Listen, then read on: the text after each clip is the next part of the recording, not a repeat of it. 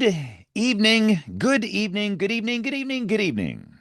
Ladies and gentlemen, WeatherBrains episode 1010 for the 27th of May, 2025. This is the weekly show for weather dweebs, geeks, nerds, dorks, and weenies. The pre-show, the magical, marvelous time where we do three things. We share boring personal stories, humorous anecdotes, and on occasion, we say outrageous things.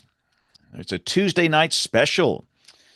We typically, whenever we have a holiday like Memorial Day, we'll move the show over to the next Tuesday night. So we are on Tuesday night, and audio podcasts will be out late tonight. So we apologize for being a day late, but sometimes you just got to be a day late to make it all work.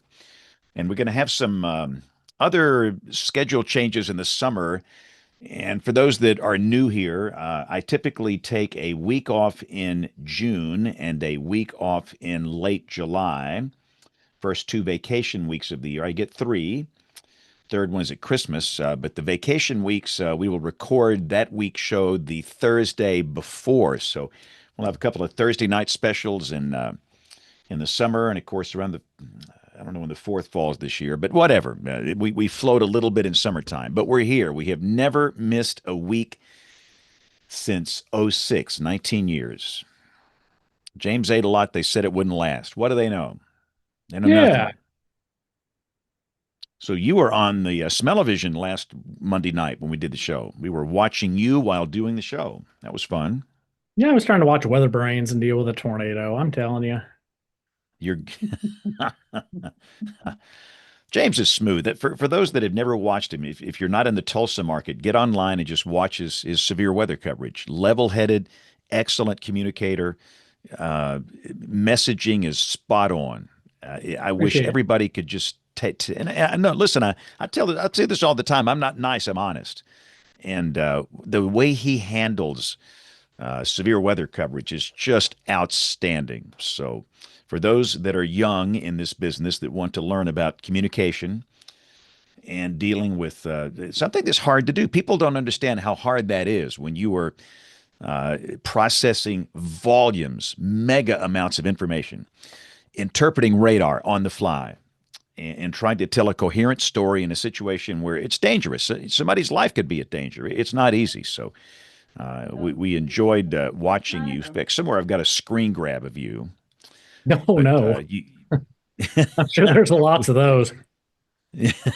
but anyway, so let's see here. Leslie, can you hear us okay? Our guest? Can you hear me? Yes, ma'am. Give us a 10 count there.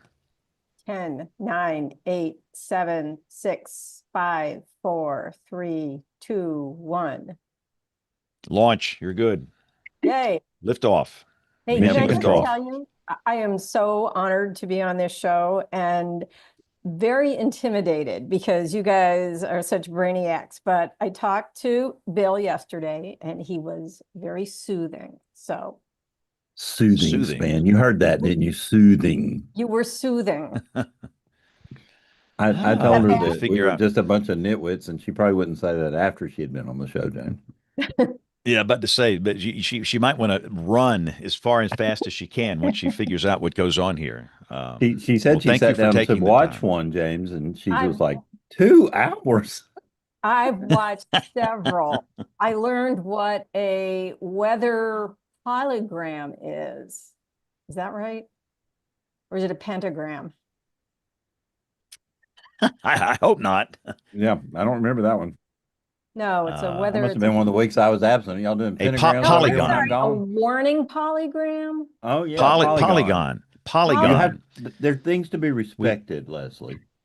That was we bad. we define we define tornado danger areas by geometric shapes. A tornado is small and counties are big, and you don't need to warn an entire county where you're asking people to take some pretty dramatic action. And so we went from warning people by county to polygon warnings about 15 years ago. It's been in use for a while. So we tell people 2007. to Can you believe respect that? the polygon if you are in one. So Well, the that's last time New England had big tornado was 1953, before the warning polygon. Yeah, they didn't even have That was warnings before we back used then. polygons. Before they even had warnings. I was just getting my start in television back then. Where in New England? Right now, You're I'm gonna in love this. Sandwich, Massachusetts. So Oh, I let me ask love you this: do you love the Red sandwich. Sox? Pardon me? Do you love the Red Sox? It's more love-hate these days. Well, what do But, you mean? well, they were supposed to be much better than they are this year.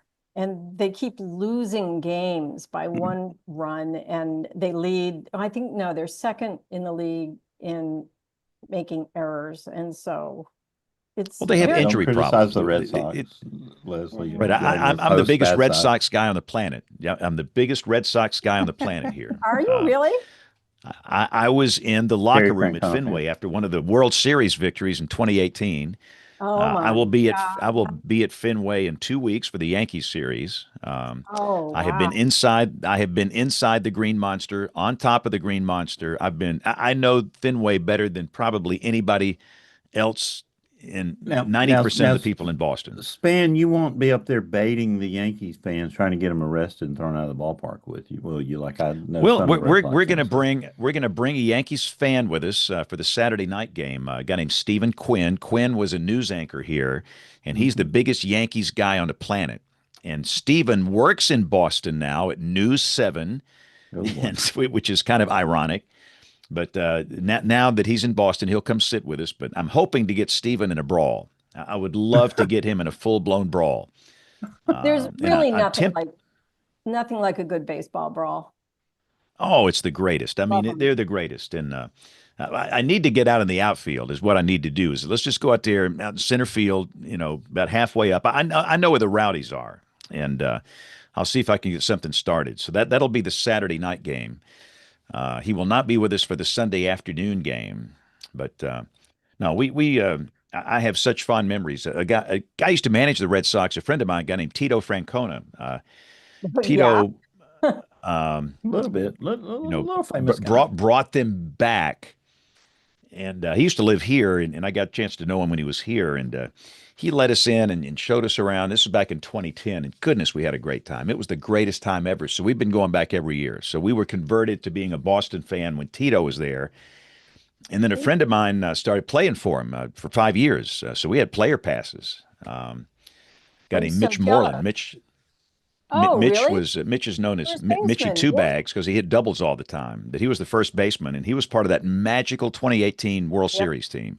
Yeah. You had Benintendi, and of course out there you had Mookie Betts And Jackie and Bradley Jr.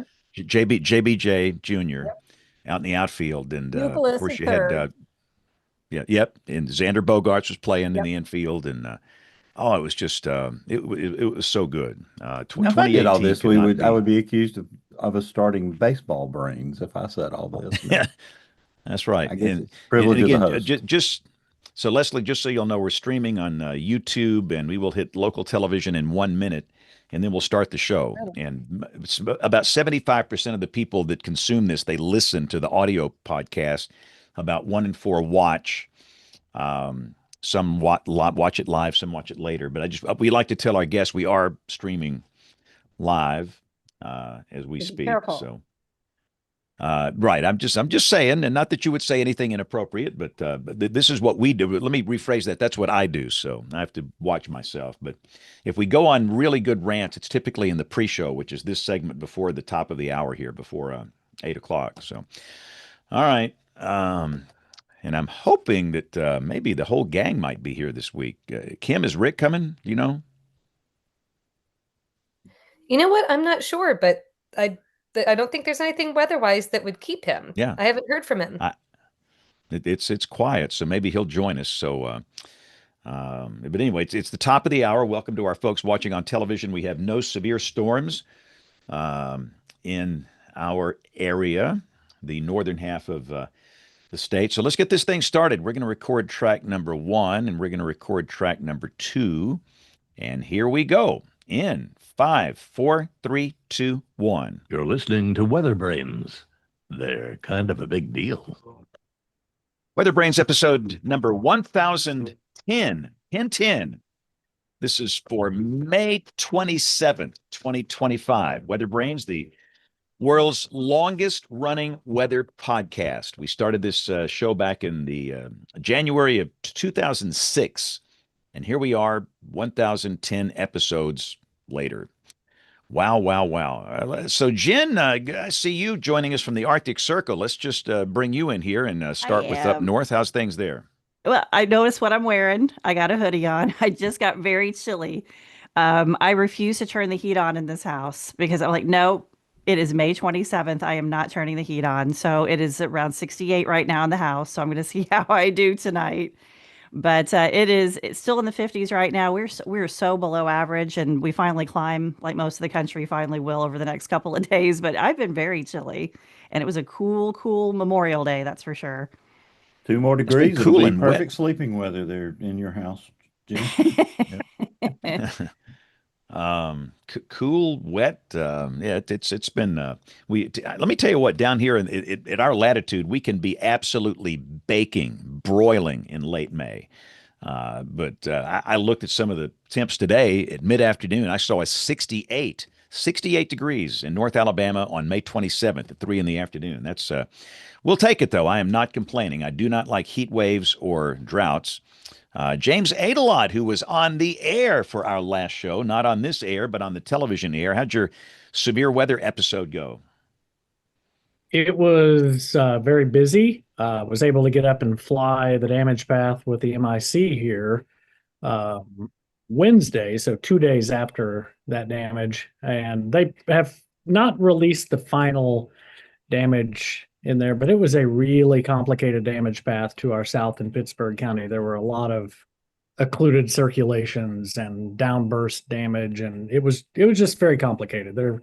I'm anxious to see the final report and see how they explain it all, because it was busy down there. We ought to do one whole show on storm surveys. We'll let John lead that one, but people just don't understand, John Gordon, how complicated it can be. It's hard. It's hard work. Yeah, it sure is. And hi, everyone. James, so how long was the total track when you flew it in the airplane, approximately, do you think? I know we were in the plane 2.5 hours, and there were a lot of loops. I should send you all the picture, and Steve was in the back seat taking lots more pictures out of the thing. I was concentrating on flying. And I would say total discernible damage, maybe 30, 35 miles. There were spots when it broadened out probably close to a mile, maybe more, with tree fall. And no ground scouring. And he had been on foot in the area the day before, so he was able to cross-reference a lot of the structure damage with what they saw as far as construction quality. But there are tremendous tree falls down there on some of those ridge lines.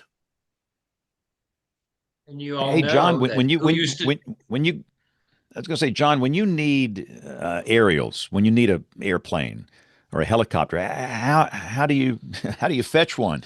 Yeah, you don't have Well, James Adelot's laying around. Yeah. Well, I'll tell you what, I'll answer that, James, but Fujita was the first who did this. He used to walk it and then he would fly it. So people say, why are you doing all these aerials? Because the master did it. So if the master did it, maybe we should do it. I'm just saying. So what I did is one of our forecasters, Brian Schuttmer, I had him go out to every county. I did it. James Spann. He visited every county airport. He went to gyms. No, I didn't go to gyms. But anyway, barbecue. But so he went to every county airport, and he recruited pilots to fly for us. We have like 60 pilots that fly free of charge. I buy them barbecue once a year, or I did. Because my headquarters didn't like that I was giving them plaques. I got slapped or something. So anyway, I said, screw it. I'll pay out of my own money. And they go fly the tracks. And now we have a drone. And I don't think you can do a very complete tornado survey in 2025 without aerial, drone, helicopters, planes, period. I totally agree. I love that you said all that because people, John, don't understand what goes into a damage survey. They don't understand. And goodness gracious, you're looking at tornado tracks where there's no access, none whatsoever. And I've seen you people that work for the Weather Service hiking through these densely wooded areas. And this ain't easy. It's dangerous almost. And the ones that I get criticized, you and I get criticized. It's part of the life just to be criticized. So go ahead and criticize me already, everybody. So on QLCSs, I had one a couple years ago in Indiana. I found a tornado in Paoli, Indiana, county seat up there in Orange County.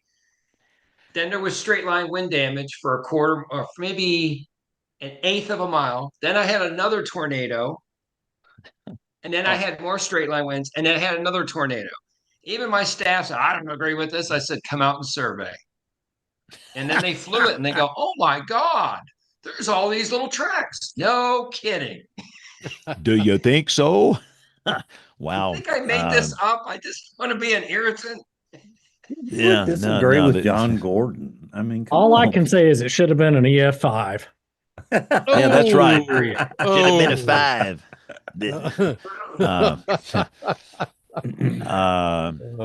Troy, is today the anniversary of Gerald?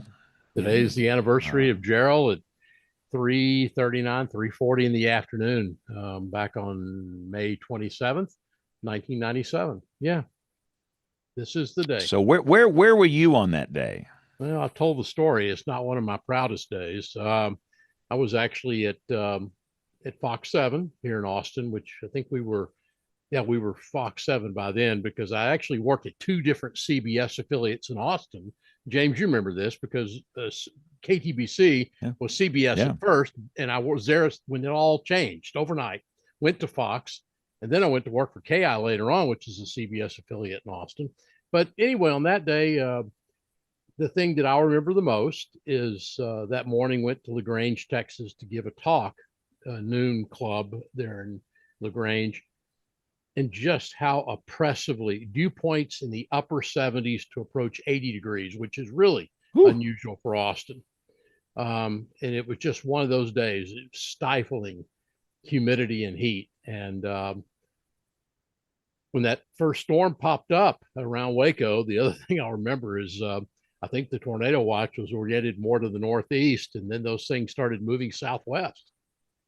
And that storm moved southwest. I told the newsroom I never thought it would get this far southwest. We'll watch it. And I kind of stood by that a little longer than I should have. And then all of a sudden it was in our county warning area, in the Austin, San Antonio warning area. Yeah. The only other thing that I remember from that day that's so important, I know I've told this story, is that on the air with my friend Dick Ellis, who's passed on now, he was anchoring on the 5 o'clock news that day on Fox 7. And we had just begun to get some of the details out of Gerald. We knew it was bad, but we had no idea it was what it was. And we were both on the set live, and we got our first reports from the Department of Public Safety here in Texas that there were 15 fatalities. And I remember just sitting on the set, shaking my head, looking at Dick, and I said, I don't understand. The warnings were out. We told the public, I don't understand it. And of course, the fatality ends up going to 27, I think.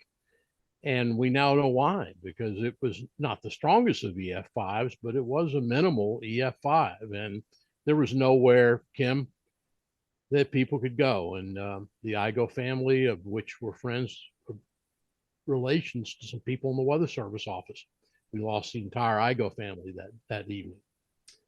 Doing what they should have been doing. We know mom and dad had pulled a mattress on top of the kids.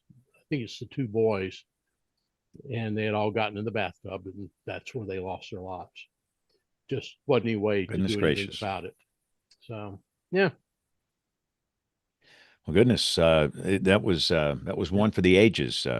It was. And also Bill Murray on this date, May 27th, we had a rash of tornadoes in 1973, long ago, including an F4 that was down for over 100 miles, I think, and it took out a small town 139 called miles, James. Yeah. In the official record. And it took out the WSR 57 radar site that was the primary radar site for the state, which was just southwest of. That's right, CKL. Yeah. The dish was blown across the street. The roof was taken off. The operator had to run across the street and get basically in a ditch, and we had loss of life with that. Yeah, May 27th is a big tornado anniversary. Yep. But I'm just happy that there's no severe weather in Oklahoma tonight, so Kim can join us, and hopefully Rick can join us too. Kim, how are you? I'm doing great, thanks. It's so nice to have a day of sunshine and just mild weather after the days and days of conditional storminess with, high-end potential, but we'll see. Some places got some pretty good hail. Fortunately, again, not my house. Yeah. Every day I can say that is a good day. Yeah. So now we're enjoying the sunshine. But I'll tell you, I appreciate y'all moving the show from last night because we had severe weather, and I know you did that for me and this thing called Memorial Day. But last night, this time, I don't even remember what was happening. So, yep. All right. Well, Bill Murray, let's bring in our guest. Let's get this show started. I feel good about this show. Oh, I do too, James. I've been looking forward to this one for a while. Tonight's guest, WeatherBrain, is an award-winning journalist and author who runs the New England Historical Society. She's been sharing stories of New England's past since 2013. Background in reporting from Washington, D.C. to small-town New England, she brings history to life through the lenses of food, travel, scandal, immigration, and now weather. Leslie Landrigan, welcome to the show. When I saw your book, I was like, I gotta have that book, and I bought it, and I have been glued to it. Leslie, it's a great book. If you haven't bought this book already, guys, you got to go out and buy it. If you love weather history, this is a great book. I can't tell you how flattered I am, but I also have to tell you that I hate the cover, and we're getting a new cover. It'll be the same book. Wow. Leslie, don't say you're flattered just yet. It's early in the show. So yeah, really. Okay, I take it back. No, she's going to be thrilled and over the moon shortly, Troy. But what's wrong with that cover? I think it's good. I like the color. What do you not like about it, Leslie? Well, the problem is that it doesn't look like other weather books. It looks more like a mystery book. I think this is the problem with it. And so I decided something greener and something more precise. So I like it. It stands out in my library in there. I can find it easily. And no, am I going to have to go back? Yeah, I wouldn't change it. I love it. I think it's perfect. We know a guy that really makes good book covers. We know a good guy that makes book covers, James. Yeah. That's true. Mr. Adelont, what's your opinion? I'd better not touch that book cover. I like it. I like the book. That's a serious book, unlike the book covers that may or may not have crossed my photo. The greatest part of that whole episode 1000 were the book covers. Yeah, I think no question about it. That was one of the highlights of that show. So Jen Emerald, what do you say about this book cover? You're the other weather historian on here. I think it's great. No, I love it. Now I've got to get the book though because I don't have this, so now I have to get it.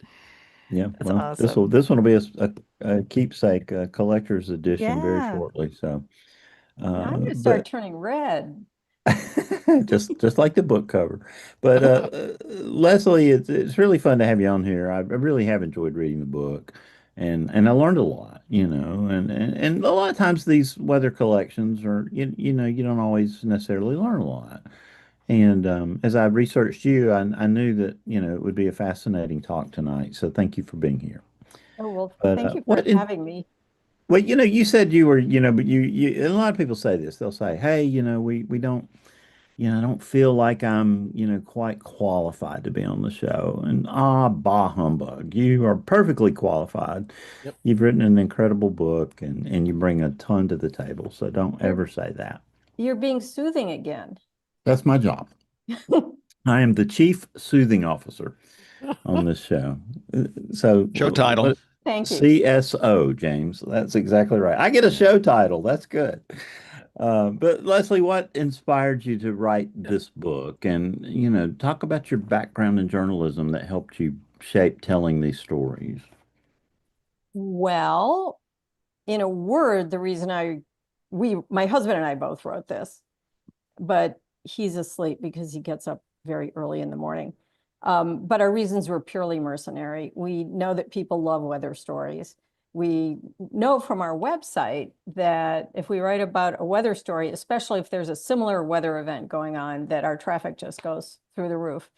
So I started writing weather stories when I was an AP reporter in Boston, where we had to write a lot of them. And the drill was, at the time, this would have been the 90s, and it was a very competitive media market then. And when there were usually about 6 or 8 reporters in the bureau, and if there was a weather story, everybody had to fan out and get the most interesting anecdotes. You had to beat the competition.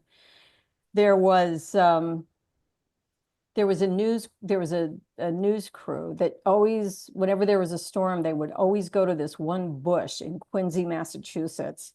And the stand-up guy would be next to this shaking bush, and everybody in the bureau would go, "Look at those people, they're going to that same bush," that you just didn't do that. You always had to find something new. So when we were writing this book, we realized if we just do a series of storms and shipwrecks, they really start to sound alike after a while.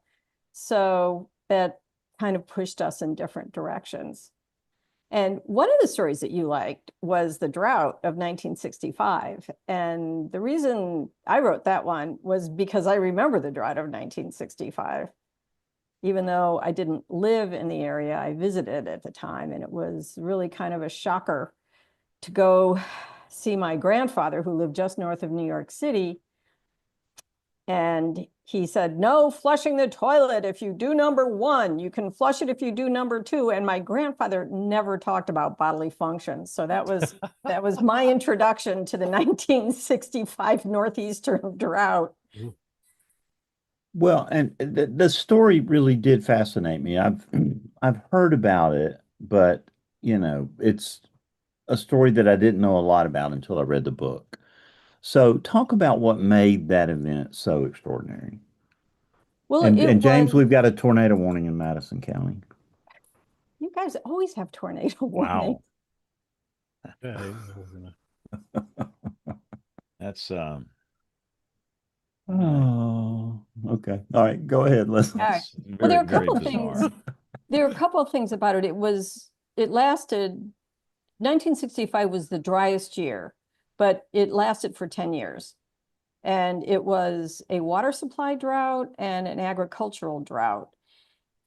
And what people were realizing in 1965 was that there wasn't enough water for people who lived in the Northeast if the drought continued. And I was just a little girl, but I remember the panic. You could not get away from this. It was on the news, and everywhere you looked, now you guys may be more familiar with droughts, but not in the Northeast. And,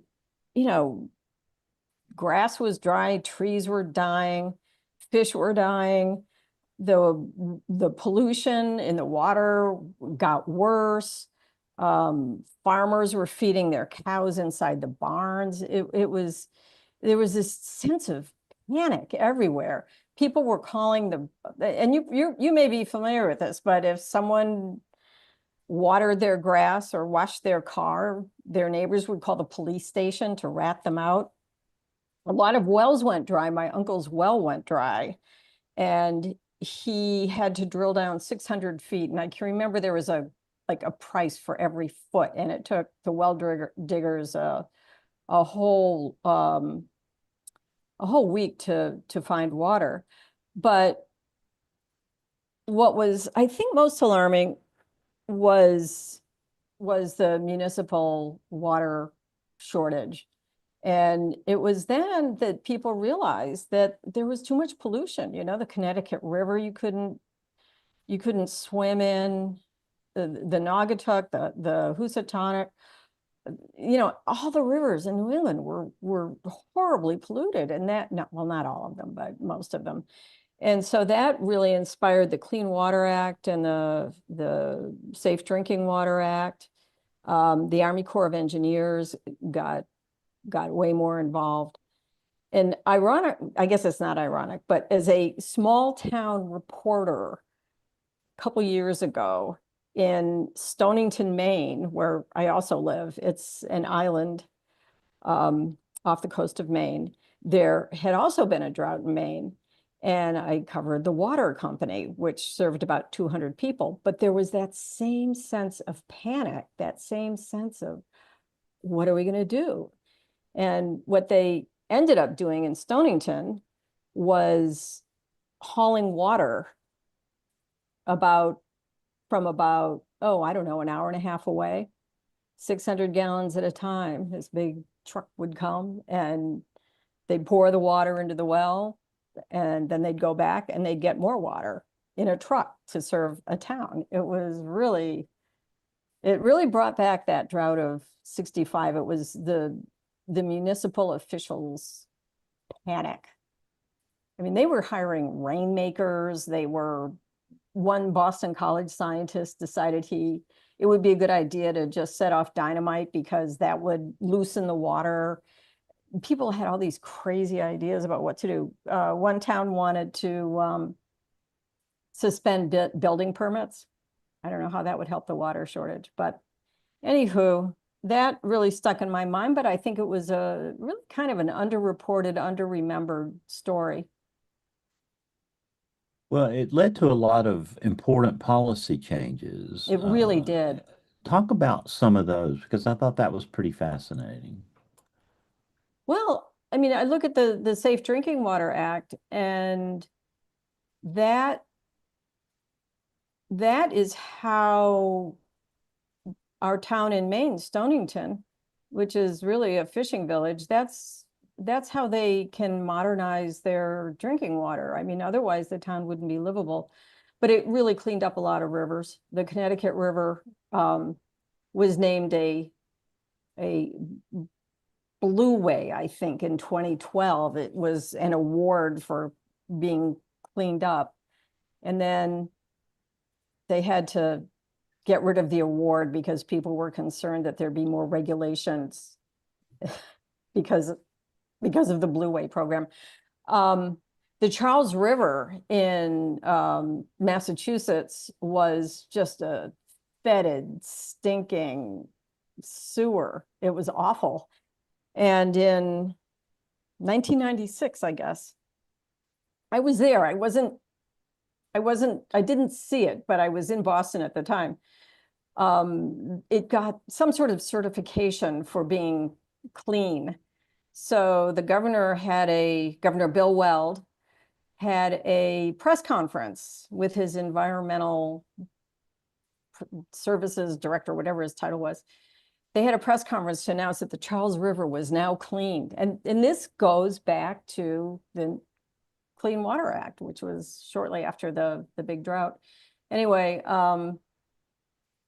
so Weld announced that the river was now clean. It had a certification in front of all these reporters and all the assembled dignitaries.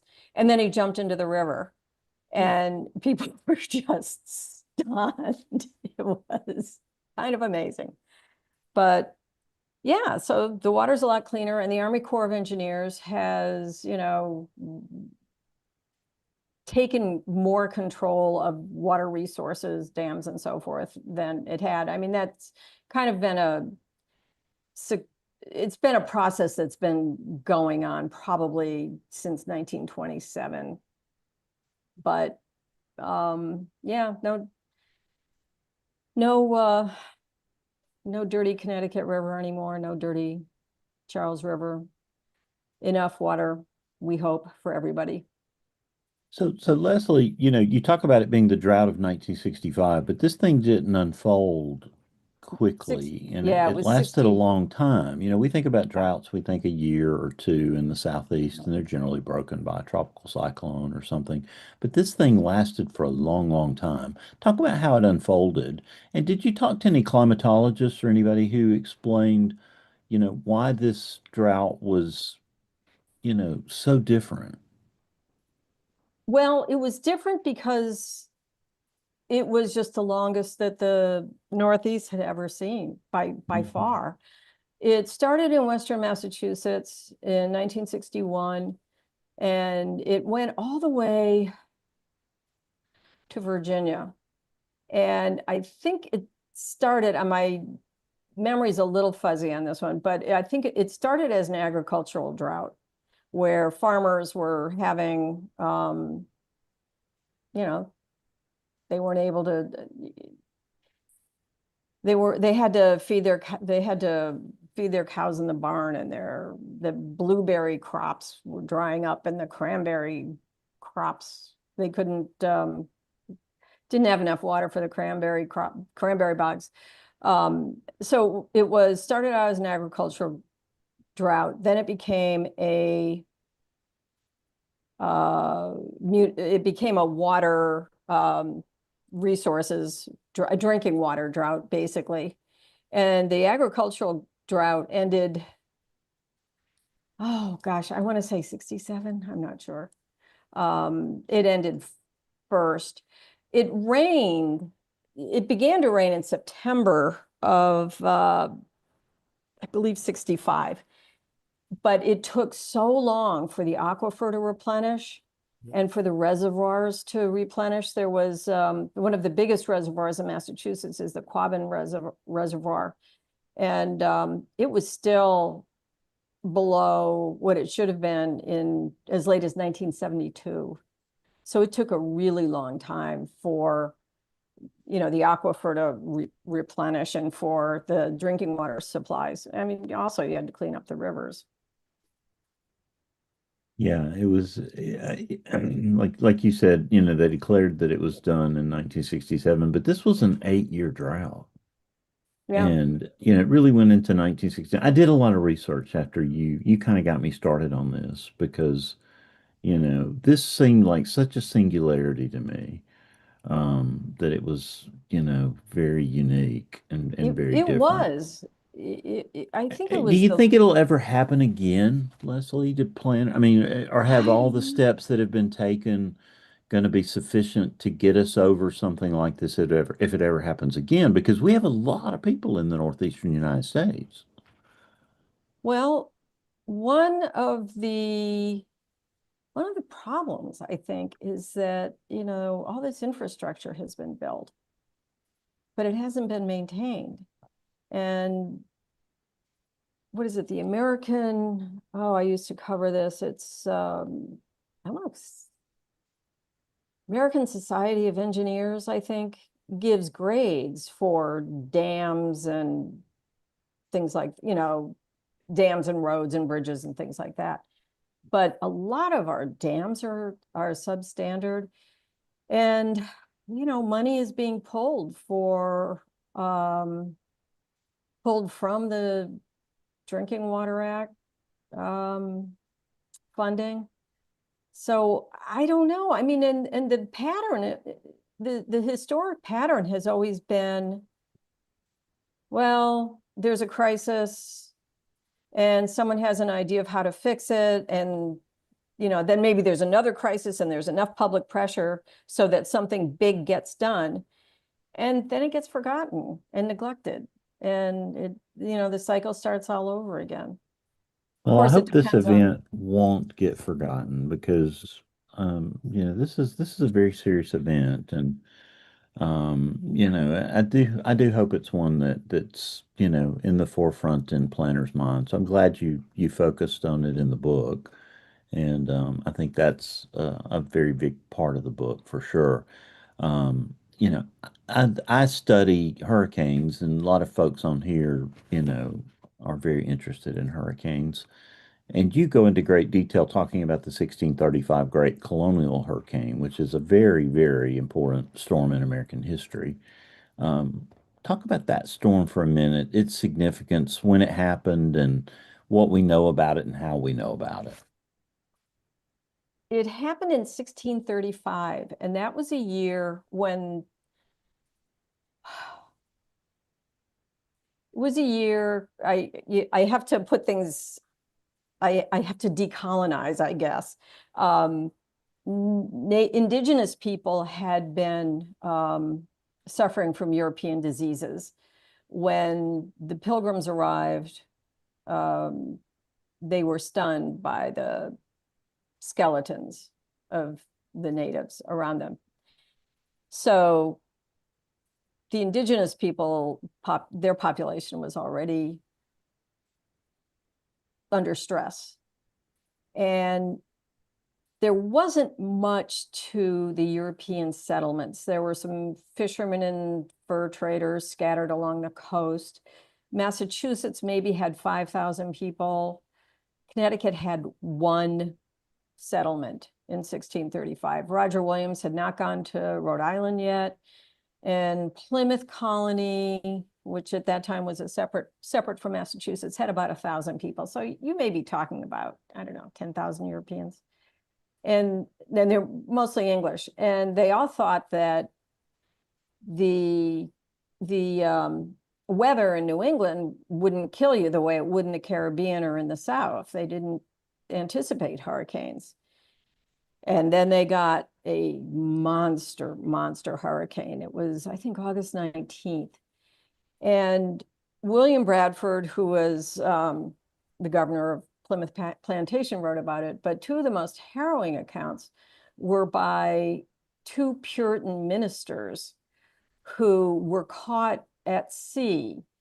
And one was Anthony Thatcher, who was sent by the Puritan ministers, the theocracy, to Marblehead, which was kind of a godless fishing community. Now it's a very Tony suburb of Boston, but they were a bunch of Anglican badasses. And Anthony Thatcher was a minister, and he was sent by the bosses in Boston to Marblehead to preach to the godless fishermen. And he got caught in this storm, and he gave this very, very harrowing account. And he and his wife were washed ashore onto an island that is now known as Thatcher's Island after him. And they lived on a goat and some cheese for a week and were rescued. And what Massachusetts did for him, they gave him the island, and he didn't want it. So, but it stayed in the family for a while. And the other account was from Richard Mather, who was the father of Increase Mather and Cotton Mather, or the grandfather of Cotton Mather. And he also got caught in a storm, and in that storm, coming from England. And this must have just been a huge shock. So Richard Mather wrote all about it. And I think his son and his grandson, as a result, became weather junkies, and they would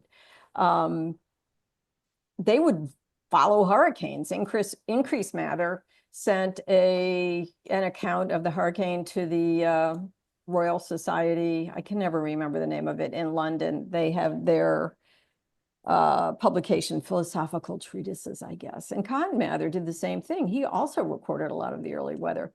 But it's the damage, historians say it was either a Category 3 or a Category 4 hurricane, which is rare in New England.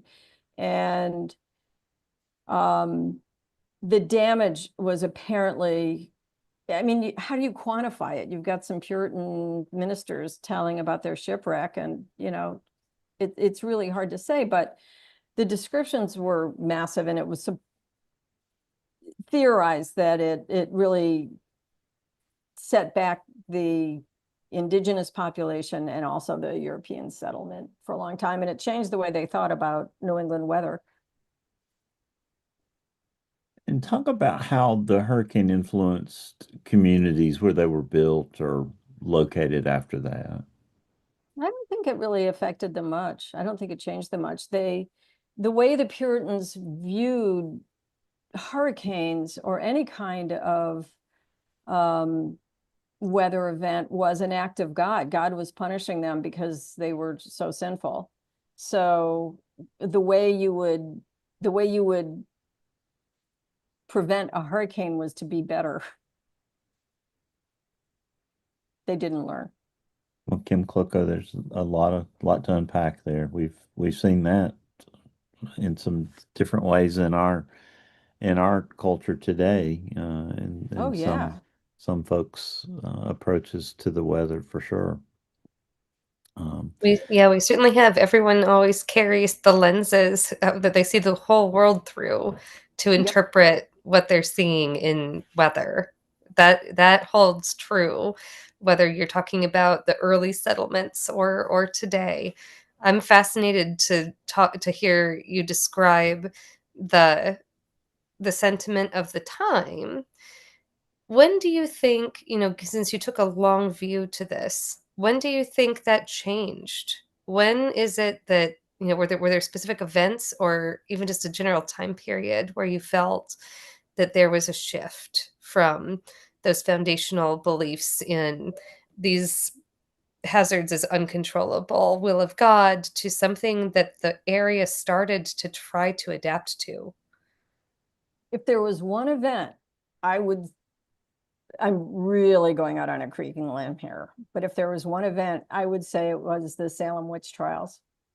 Because seriously, the Salem witch trials were the end of the Puritan domination of New England. And new ways of thinking became more acceptable. So it was, sure, there were probably plenty of people before, Ethan Allen. Well, no, he was after. I'm sure there were plenty of people who at the time thought, no, this is ridiculous. It's not an act of God, I think the Enlightenment too, the Scottish Enlightenment, people like Ben Franklin during the Revolution, he viewed it scientifically. So I think it was like 1692 were the Salem witch trials. Thinking Ben Franklin doing his experiments, 1750, 60. That I think during that period, and the Puritans were the Congregationalists. The Unitarians began to split off. There were scientific advancements. The region began to industrialize, and for example, it really dominated the textile industry, and there was so much science that went into these mills and the water power and all that. So I think it was probably that period where things really began to change. I appreciate that. No, I appreciate that long view. I doubt anyone would have pinned that other than a historian. And that's why I didn't know what you were going to say. And that was surprising to me. But when you put it together that way, that is the time period. I was thinking about Ben Franklin, and, something that always has interested me about these historical figures is, were they so countercultural, for their moment? And I could imagine for him that there was a lot of transition that had gone on, at least in the previous generation. And he was, I mean, it seems that there, between the Salem witch trials period and what he was able to achieve just 50, 60 years later, that's a fairly remarkable turn. So puts him maybe in another light. And he was a rebel too. Remember, he ran away from home, but he was a printer. He was very interested in science. And one of the interesting things I think about Franklin was that he was an almanac writer. And, you know, he came up from printing, but almanacs were really, really important back then. They used to have, the farmers would, they often had blank pages in between each page. And so farmers would meticulously write down the weather, when they planted, what the weather was like, because the weather was very shifty. Sometimes there were late frosts, sometimes there were early frosts, you know, so they're making a gamble and they're trying to make the odds as favorable as they can. So Franklin gets into almanac writing because it's, you know, these are bestsellers. These are colonial bestsellers. You know, he's going to make money doing these day books. And, you know, then he gets involved in, oh, wait a minute, you know, electricity and weather and all this other stuff. And, you know, they were also ambitious. People like Franklin, it was, you know, a new country. There was lots of opportunity. And how do you get yourself known? You hobnob with the smart people in London and Paris, you know? So that was part of it. There's a lot of reasons, I guess, for these things to happen. So Leslie, this is John. Hi, John. The 16th, hey, a great book, 1635 hurricane. Looking at that track, if any of the panelists look at this, that's a northeast quad for Boston. Rhode Island gets smacked. Cape Cod, by God, gets smacked. Nantucket. Do you think the city planners of Boston, I mean, everyone talks about the 38 or Bob in early 90s, but Right. 38, the famous photo of the big wave, Yeah. which was a completely different track, went back more to the northwest. But the 1635 to me is a disaster in 2025 for Eastern Massachusetts, Rhode Island. Do you think people really remember? I mean, you are here, but I flew with the hurricane planes for a long time. I remember going up there. No one really talked about this storm. The 1635 hurricane? They talk about 38 and Bob. What about Bob, James? James is going to say something funny, but anyway, what about Bob? I love that movie. You know, I don't know. What would it do? Oh, God. Well, I'm thinking about Narragansett Bay. And 38 kind of wiped out a lot. Narragansett Bay was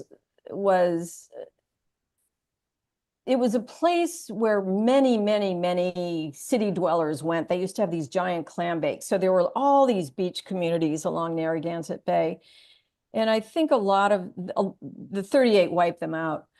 Well, I'm on Cape Cod right now. And that hurricane, oh my God.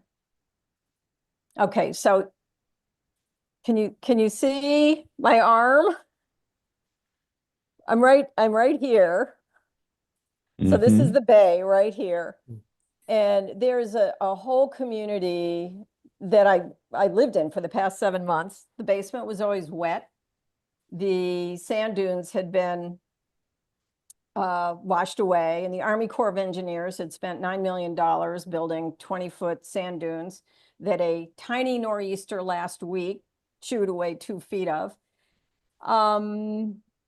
There are people who are still, you know, these little beach cottages that they inherited and they built, you know, they put a second floor on, they put a bedroom on, they put another bedroom on. They're still expanding these little beach houses. Well, I know. What are you thinking? I mean, every time I walk to the beach, I think, are you people out of your minds? Well, James Spann is the best communicator I know now, but Neil Frank was the greatest. Do you know that name, Leslie? Neil Frank? Neil Frank was the director of the Hurricane Center in the 70s. Okay. He was like an evangelist, and he was the only director that I know of that told people to stop living on barrier islands, Yeah. to stop building on the beach, that this is insane. Yeah. Oh, yeah. And no one has said that really since then. But you're right. They just keep building. Am I right, Leslie? They keep building and building and building and building. Yeah. Yeah. Sounds like No, Brian Peters. my my husband and I every day. We walk past a swamp that someone wants to build on about 20 feet from Cape Cod Bay, and we just say, "What on earth are you thinking?" So, do I think that hurricane? Yeah, I think that hurricane would have caused huge damage. Trying to think about Boston.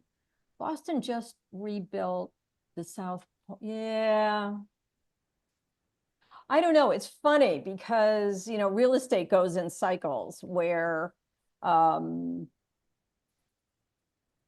at least here it does, where construction will get shoddier, and then it'll all get wiped away and and then, something stronger will get built. I actually lived in a house. My husband and I fell in love with it. It was this little house right on Boston Harbor.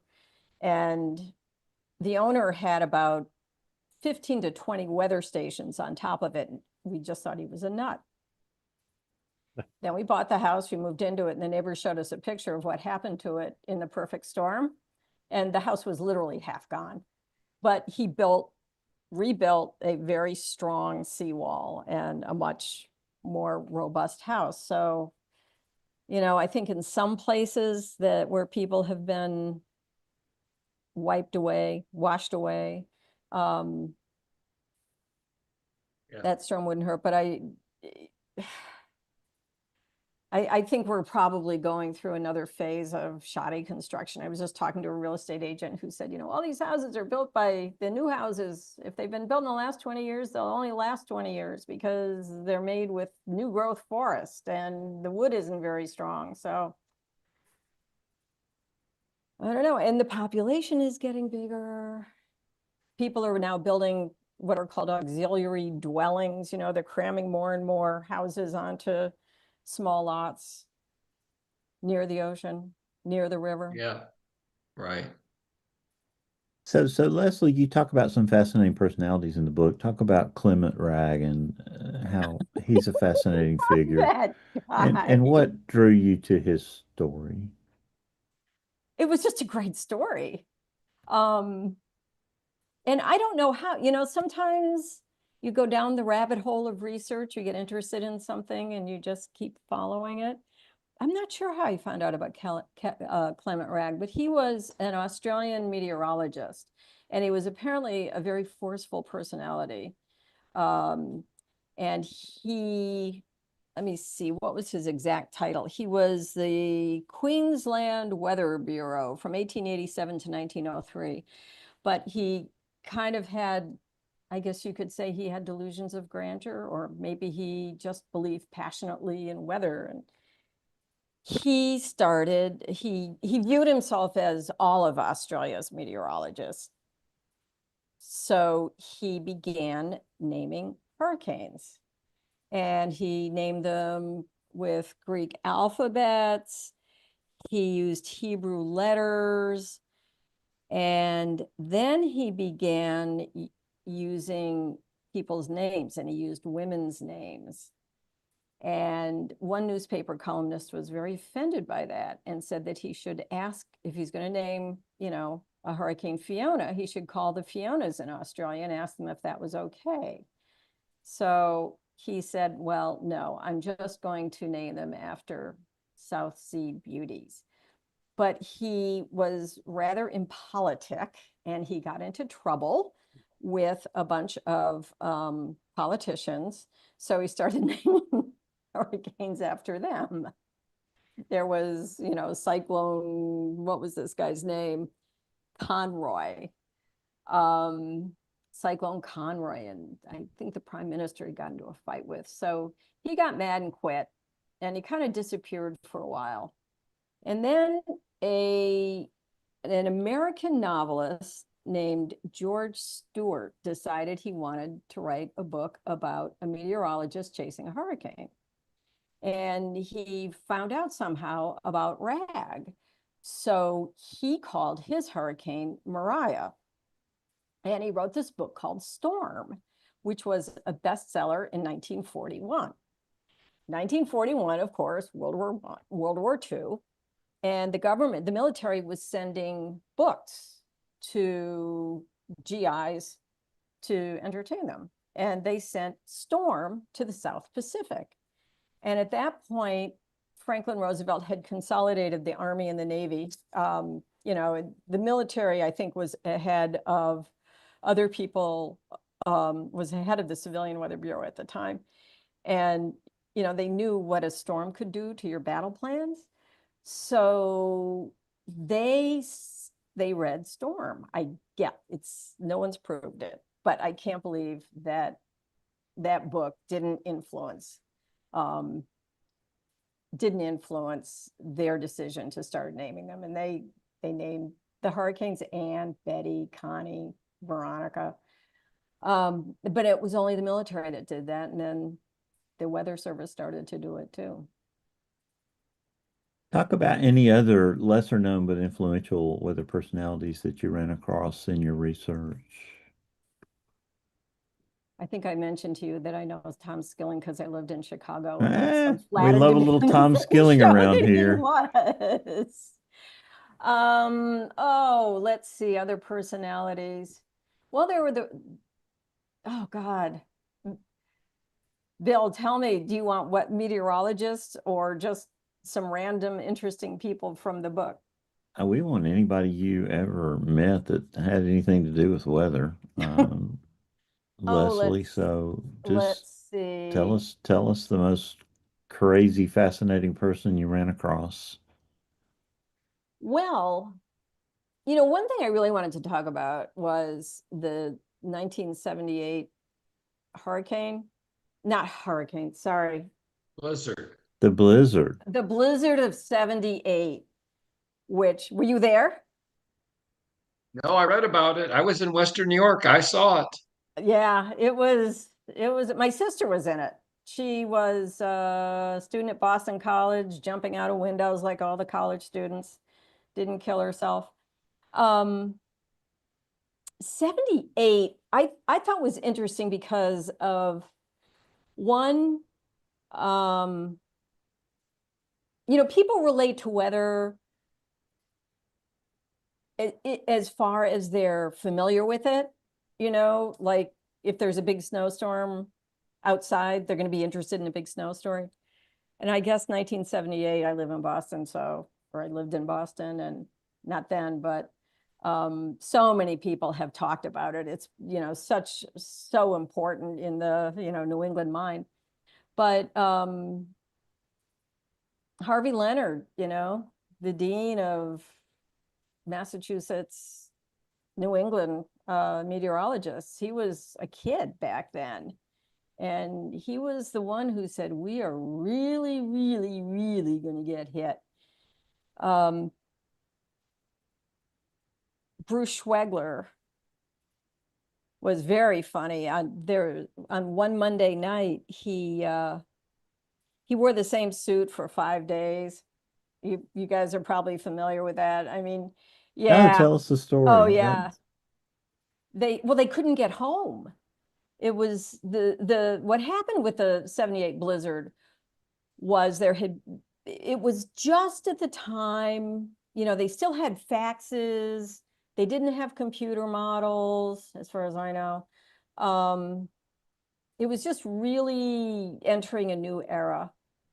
And there had been some blown forecasts this happened in February of 1978. So late January, February, there'd been some predictions of big storms that didn't come. And so the local weather guys said, and they weren't all guys, but most of them were, they said, okay, you know, there's going to be a storm Monday morning. Well, Monday morning came, and the storm was a little later, just a little bit later than had been predicted. So everybody got in their car and they got whomped. And so there were these frozen traffic jams that went on for miles. Providence to Woonsocket, Providence was completely crippled. Route 128, the major arteries were impassable. And so these characters emerged. The governors, this became the, I'm the commander in chief. I've got my flannel shirt on or my cardigan sweater, and, I'm staying up all night and I'm in charge. So Michael Dukakis was on a talk radio show talking about civics and, pay your excise tax or whatever. And people started calling in frantically because they were drowning in Revere, which is a suburb just north of Boston. And so Dukakis is on this chat show and he starts commandeering the response. And he was the face, he's this very kind of dry, serious guy. But he put on a rather flamboyant performance. And it turned out that he had a public safety director named Charles Barry, who fed him every line. And Barry, 10 days before Dukakis, before the storm of 78, Barry had taken Dukakis aside and said, hey, I have this 10-inch thick emergency preparedness plan. And I want to spend a half an hour at the next cabinet meeting talking about it. And Dukakis said no. And he said, come on, pleaded. And Dukakis said, okay. So he presented his plan, and it turned out that they needed it. And Dukakis became this great hero. In Rhode Island, I don't think the governor was Garrahy, and Joe Garrahy, and I don't think he had a Charles Barry, but he put on his red flannel shirt, and he was very calming and consoling. And but Ella Grasso, it was the governor of Connecticut, and her detractors called her Ella the Fella, because she was kind of a tough old lady. And she was driving around Connecticut when the storm hit, and her driver was a state policeman, and he said, we're stuck, that's it. She said, that's not it. And she's 65 years old, I think, at the time, and she walked a mile through the snow to the armory, which is where the command center was, and she at least gave the appearance of running the response. She got on NOAA radio and she asked everybody, there's a travel ban, so stay home. And she asked for volunteers to drive people to the hospital and so forth and so on. So she easily won re-election because she came across as very motherly and caring about Connecticut. Dukakis lost re-election, and the joke was because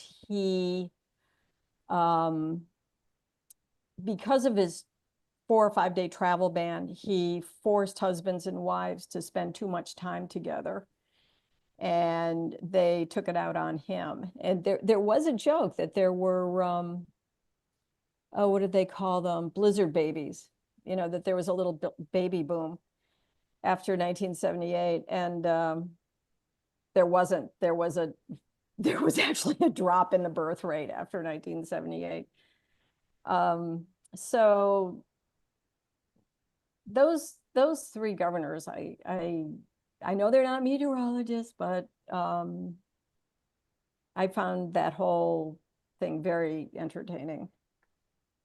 Did you run across any other broadcast meteorologists in New England that were very influential, Leslie? Yeah, who was the guy?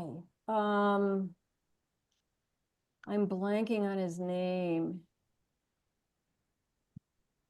Oh, Help her out here, panel.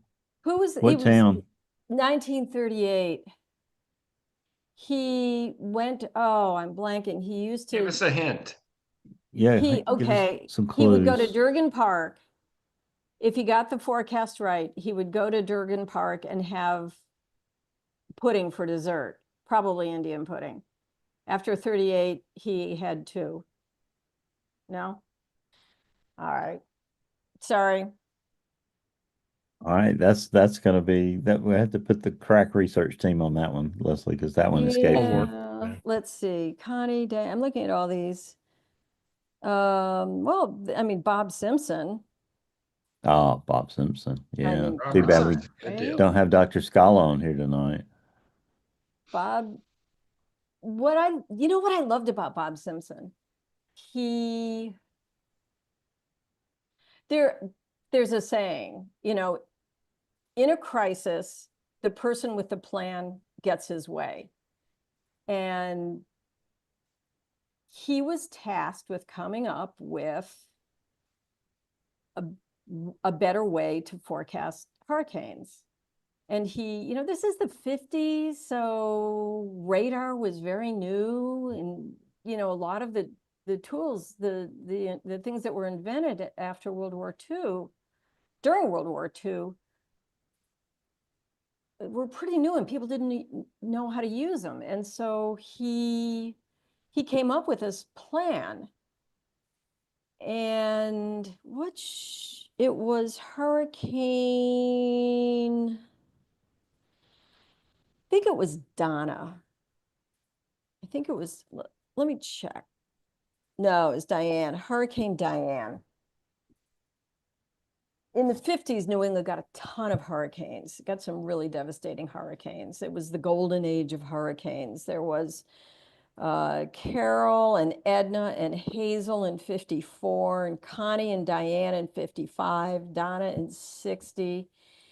And these hurricanes were also hitting the coast of North Carolina, where the population was growing. And was it Diane? I can't remember. It's late for me. But there was more and more public pressure to do something about hurricane forecasts after these, or during this spate of hurricanes. And so T.F. Green ran the Senate committee that was doing hearings on this, and Eisenhower was president. And just to back up a little bit, Simpson had this plan with money attached to it, and his boss presented it to Eisenhower, and Eisenhower said no. And so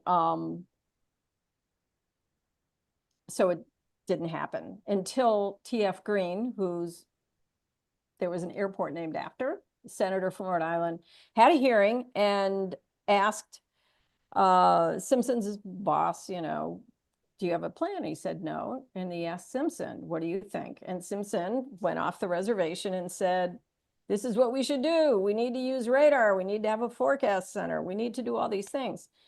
And what happened was that T.F. Green liked what he had to say. And so, after these hurricanes, he got his way because of this spate of hurricanes. And I think there are a lot of examples of that happening in the government, where, you have one person.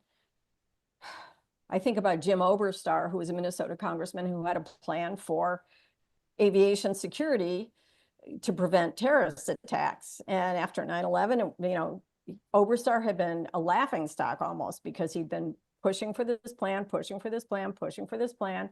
Then a crisis, Oberstar gets his plan almost overnight. And I think it happens a lot. But that's not a personality. I'm sorry, but Bill. No, that's okay. Hey, I found the pudding We got the guy. name. Pudding Oh guy. my goodness. Let's hear about the pudding guy. Then I Yeah. want to hear the recipe, because I think I need some dessert.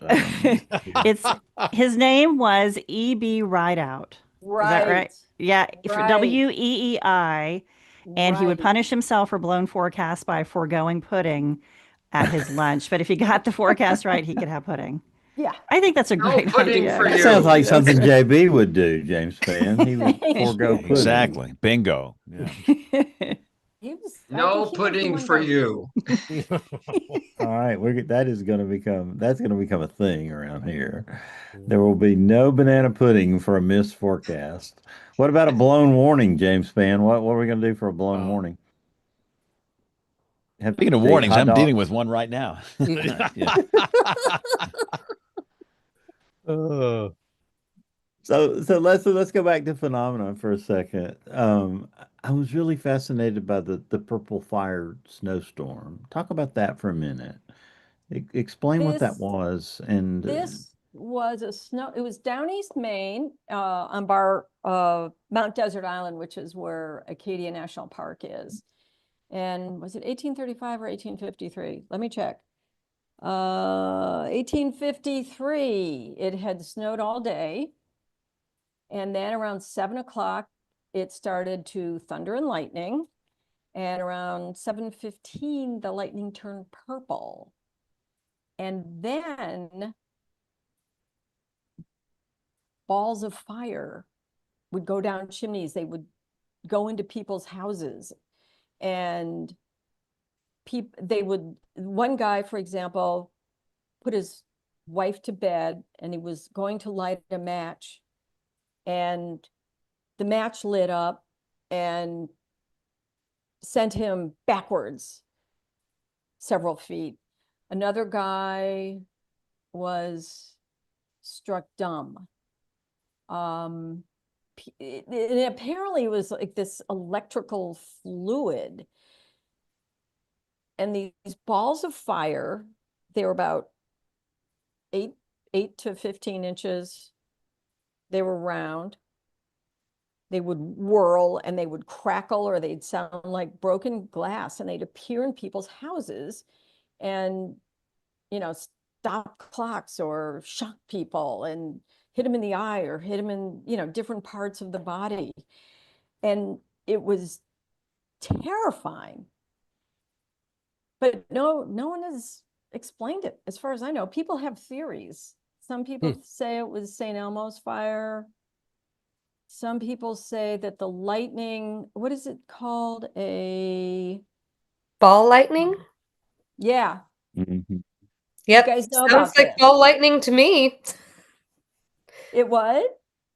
I mean, it sounds like it. I haven't seen the first person accounts that you're describing, but ball lightning can function that way. That it's just it is a ball about that size, about a basketball or a little bit bigger, and it floats. And there have been now some video recordings made of this. It was Oh, something really? that for a long time was a little bit disputed. But now, now that we're so prolific with video, they're very ephemeral.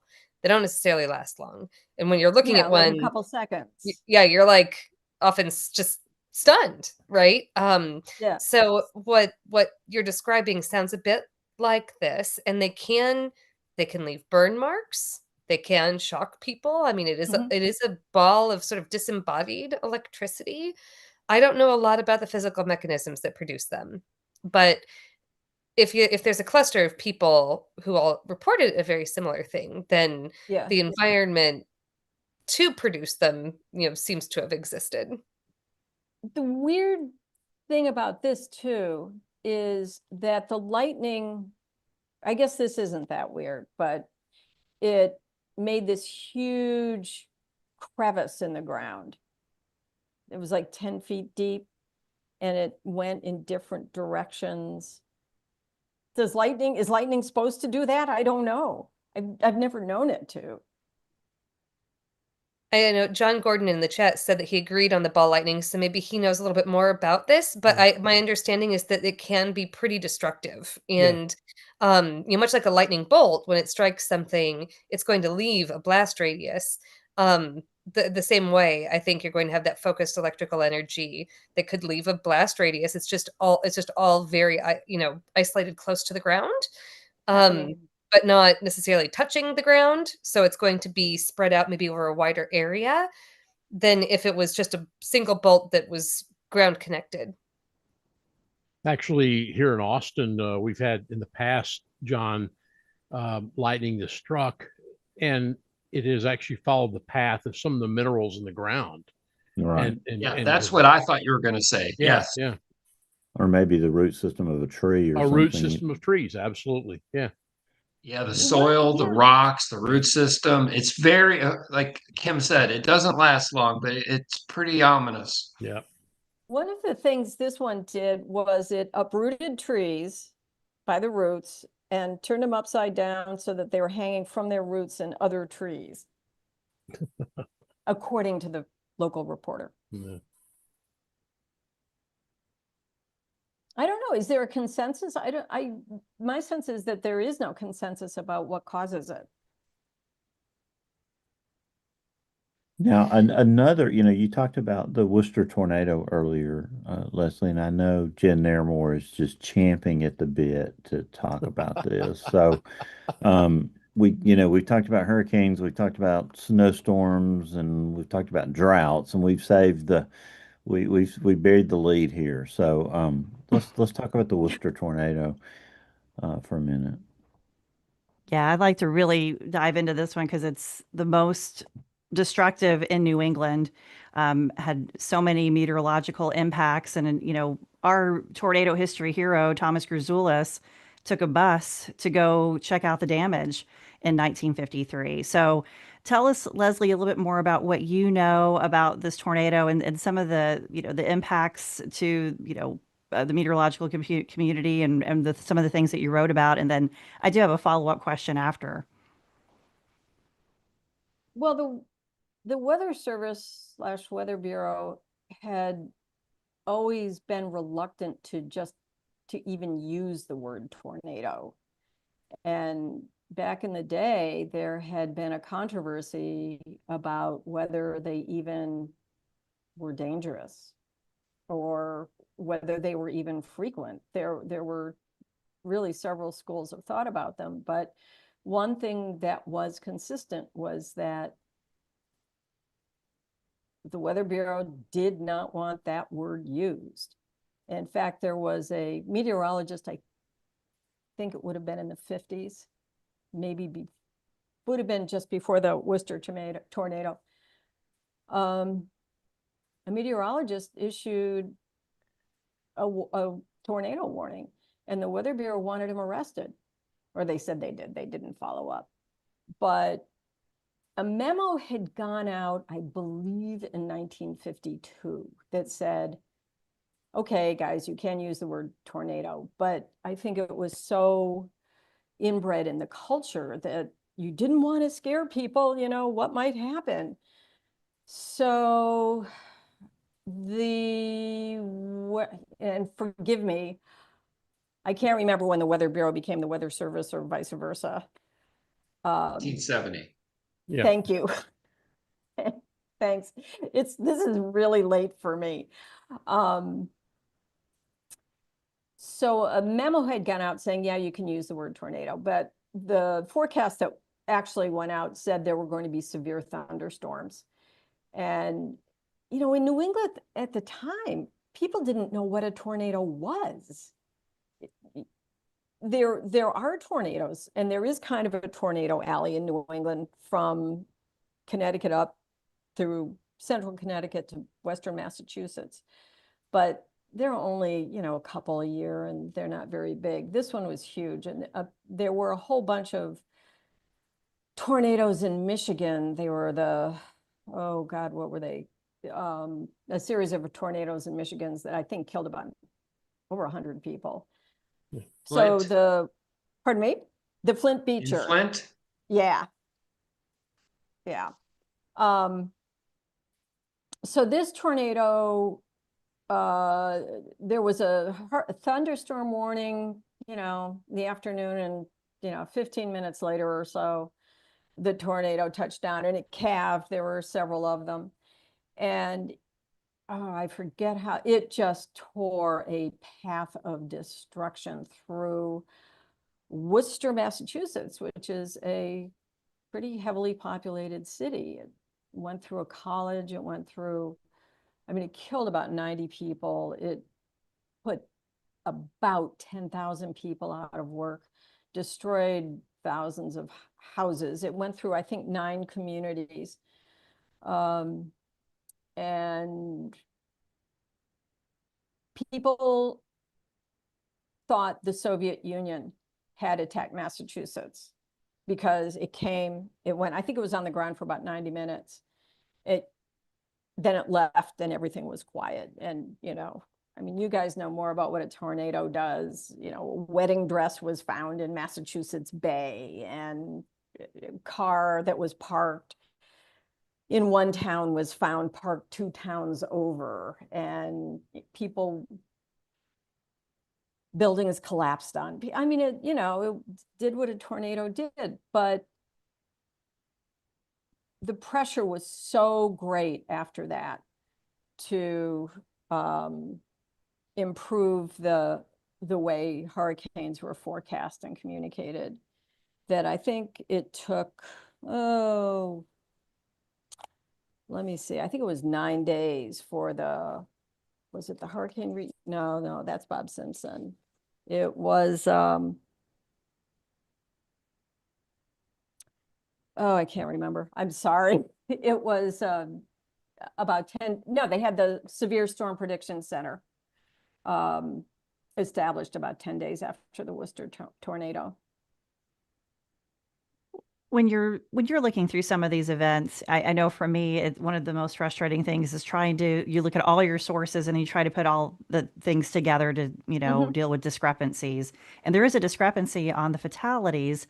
I think the SPC has reflected now that there were 30 or 94 fatalities, and that's based on the book from John M. O'Toole. So when you're digging into some of this stuff, how do you reconcile some of the discrepancies and, put everything together? Do you find it a challenge too, to try to figure out, okay, what exactly happened? And, but especially with fatalities and injuries, it's a huge struggle there. Yeah, it is. And how do you, say somebody has a weak heart and has a heart attack 3 days after the tornado, or, someone has a stroke and lingers for a month and then dies. Yeah. It's really hard. The best way I know how is to just look at the sources. How would this person know this? How would this person have gotten this information? And honestly, I don't think I don't think they're ever accurate 100%, because you just can't tell. So you do your best. It's tough, that's for sure. Now, this Worcester tornado is one I want to dive into so much more deeper with Tornado Talk. But one event that I did dive into was in 2011. We're coming up on the anniversary of the Springfield, Mass. EF3. That's not that long ago. There were 3 people were killed in that one. That was very destructive and went right through Springfield. That's in New England's Tornado Alley. Which stretches from, well, there was another tornado in Wallingford, Connecticut in the 19th century. And that killed 44 people. And what really struck me about that was, there is such a thing as disaster porn. And back then, trains would they'd put a special train on so people could go see the damage of a tornado or a fire. They did that in Wallingford. They had a school set up, and I'm sorry I'm getting away from Worcester, but in Wallingford, Connecticut, there was a school where they put all the bodies and people would come and look at the bodies. Ugh. Yeah, I know. I know. Oh my gosh. Wow. Wow. Yeah, that's awful. But no, I think that you're right. There is like a little alley. I was thinking about the one that popped in my mind was 1979 Windsor, Connecticut had an F4. And so there is that little corridor there. So speaking of corridors, I have a self-serving question. So I'm actually planning a trip to Massachusetts next year. So I go on trips to do tornado history. I mean, I could sit here and do all kinds of stuff from my house, but I love going to the locations and go to the historical societies and talk to folks. And we're building this virtual memorial with Tornado Talk. And so I'm going and I'm meeting genealogists. So can I write you an email? Yeah. Oh, When yeah. I'm about to, so it was like you can help me plan. But I would love to, I would even love to come meet you, but I'm planning on coming out to, I want to go to Worcester and study the tornado at there and, you know, do some of the digging in the historical societies and libraries and what have you. But I mean, I just think you would be a wealth of information to just come learn from him and figure out where do I need to go and study and Yeah, I'd be research. happy to help. I can, there's one place I'd start. There was a woman named Diane, ooh, she lived in a housing project, and either a steel beam or a refrigerator, can't be sure, fell on her legs. And her mother made a tourniquet. One of her I think her legs were like, practically shorn off. And her mother made a tourniquet, saved her life, took her to the hospital. She had prosthetic legs, and a year later she was dancing. And she was a local inspiration, and I would love to know more about her. She died, but she has 3 or 4 children, and probably, I'm sure they could tell you more. I think she was very connected with, the community of survivors and the rebuilding and so forth. One thing we don't talk about a lot is the economic damage. I mean, we put a price tag and say, oh, the insurance was $1 billion or whatever. But I look at the golden age of hurricanes, and I kind of, there was a period in New England from 1927 to 1960 where there was just really bad weather. There was the Vermont flood of 1927. There was the New England flood of 36. There was the the hurricane of 38, the Great Atlantic Hurricane in 1944, Connie and Edna and Hazel in 54, the Worcester tornado, on and on and on. The New England textile industry was the dominant industry. It was the biggest export, before, in the late 19th century. New England textiles were huge. It was the biggest industry in the country. And New England textiles, clothed the Indian Army. They were all over the world. It was struggling a bit. And the narrative is always, oh, well, labor costs were too high, so the New England textile industry moved south.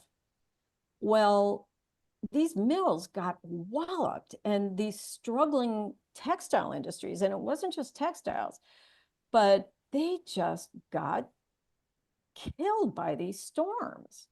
And it changed the economic complexion of the region.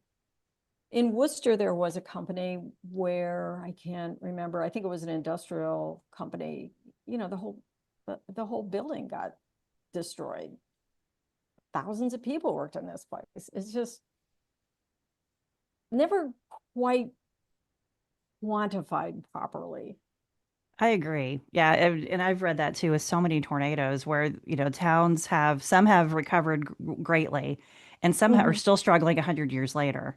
We learned that a couple of weeks ago. We had a lady on talking about the Poplar Bluff tornado of 1927, and Poplar Bluff, even to this day, the downtown area, they're still struggling, and that was almost 100 years ago. So there's such impacts, and they last for years upon years. The economic toll, the emotional toll. I mean, it's a lot that goes into these events. And then there's so many hero stories. Like Diane, I would love to know more about her. Those type of stories are so important to tell too, to inspire folks because we're always going to have these type of tragedies, but how do we recover, and what, how can we learn from one another? And that's such a huge thing.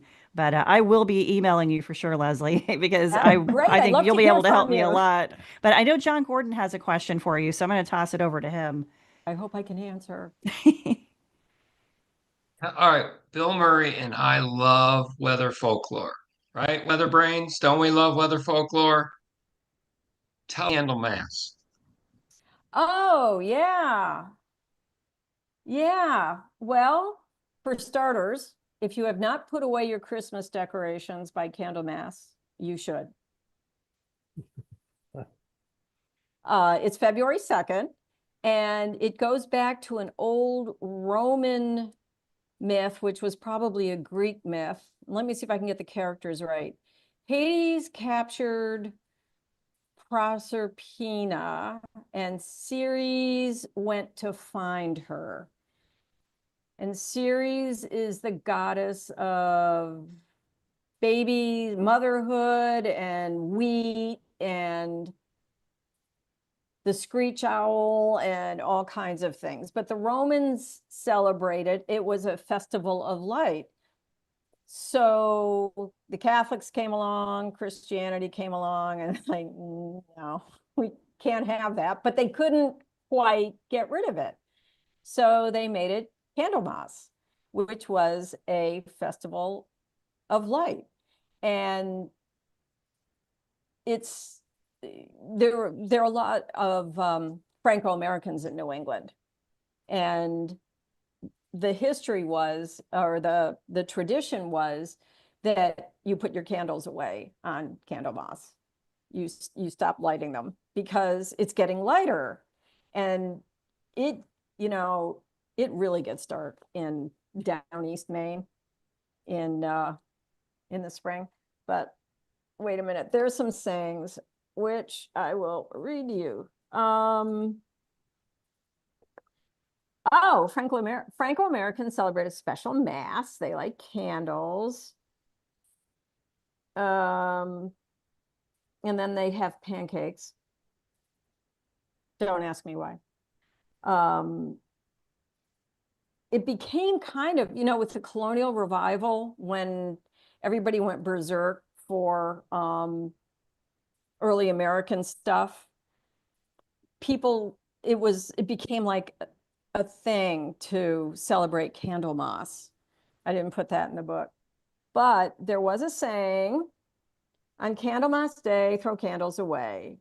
And then there was another one, the farmer should have on Candlemas Day half his wood and half his hay. And that was apparently a rule. That was not a, fun thing you said. If it was February 2nd and you didn't have half your wood and half your hay, you better do something about it because you were going to be in trouble. Because you're halfway through winter. Exactly. And then there's some nutty stuff, like as far as the sun shines in well, no, actually, this is not that nutty. As far as the sun shines in on Candlemas Day, so far will the snow blow in by the 1st of May. All right, that is the nutty one. Here's the other one. This is Groundhog Day. If Candlemas Day be fair and bright, winter will take another flight. If Candlemas Day be foul and rain, winter is gone and won't come again. So it's basically Groundhog Day. Yep. This is how it came to be. Yep. Yes, it did. Although how John, that transition happened, I don't know. John Gordon, what's your other favorite weather folklores? I know this may seem strange, but there's a great weather folklore book from John Belsky. If you remember John Belsky in Louisville for years, he donates all the money to charity. But this isn't a rhyme or anything, but he swears this is 100% true. That if you have spiders on your porch and they're active in the evening, James Spann is sitting there with a nice iced tea. He's on his porch. There will be no rain. None. Have your iced tea, whatever. But the next night, if you see all the spider webs are all abandoned, the spiders have left the building, it will rain. 100%. Have you been keeping track? I have. Every time I go to someone's house in the evening, I look for spider webs. I really do. And one night they were like, they say it's going to rain. I don't believe it. And I noticed the spiders had left. And 2 hours later, wham! It rained? Wow. Yes.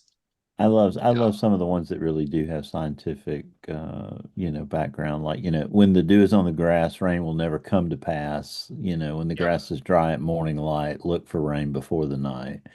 Those are Red sky, Bill. Do the red sky Red at yeah, sky night. yeah, warning. exactly. Any of the ones about fog are pretty cool. I love those. Um, salt goes damp before the rain. A lot of these were just really practical.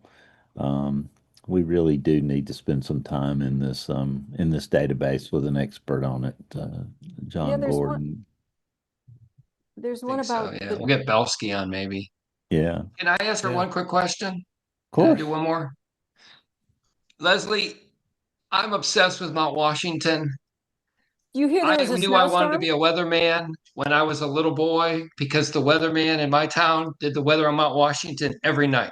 Wow. What town What did you grow up do you want in? to say anything about 1934? Do you want to say anything to the weather weenies out there in WeatherBrains about the big That was wind?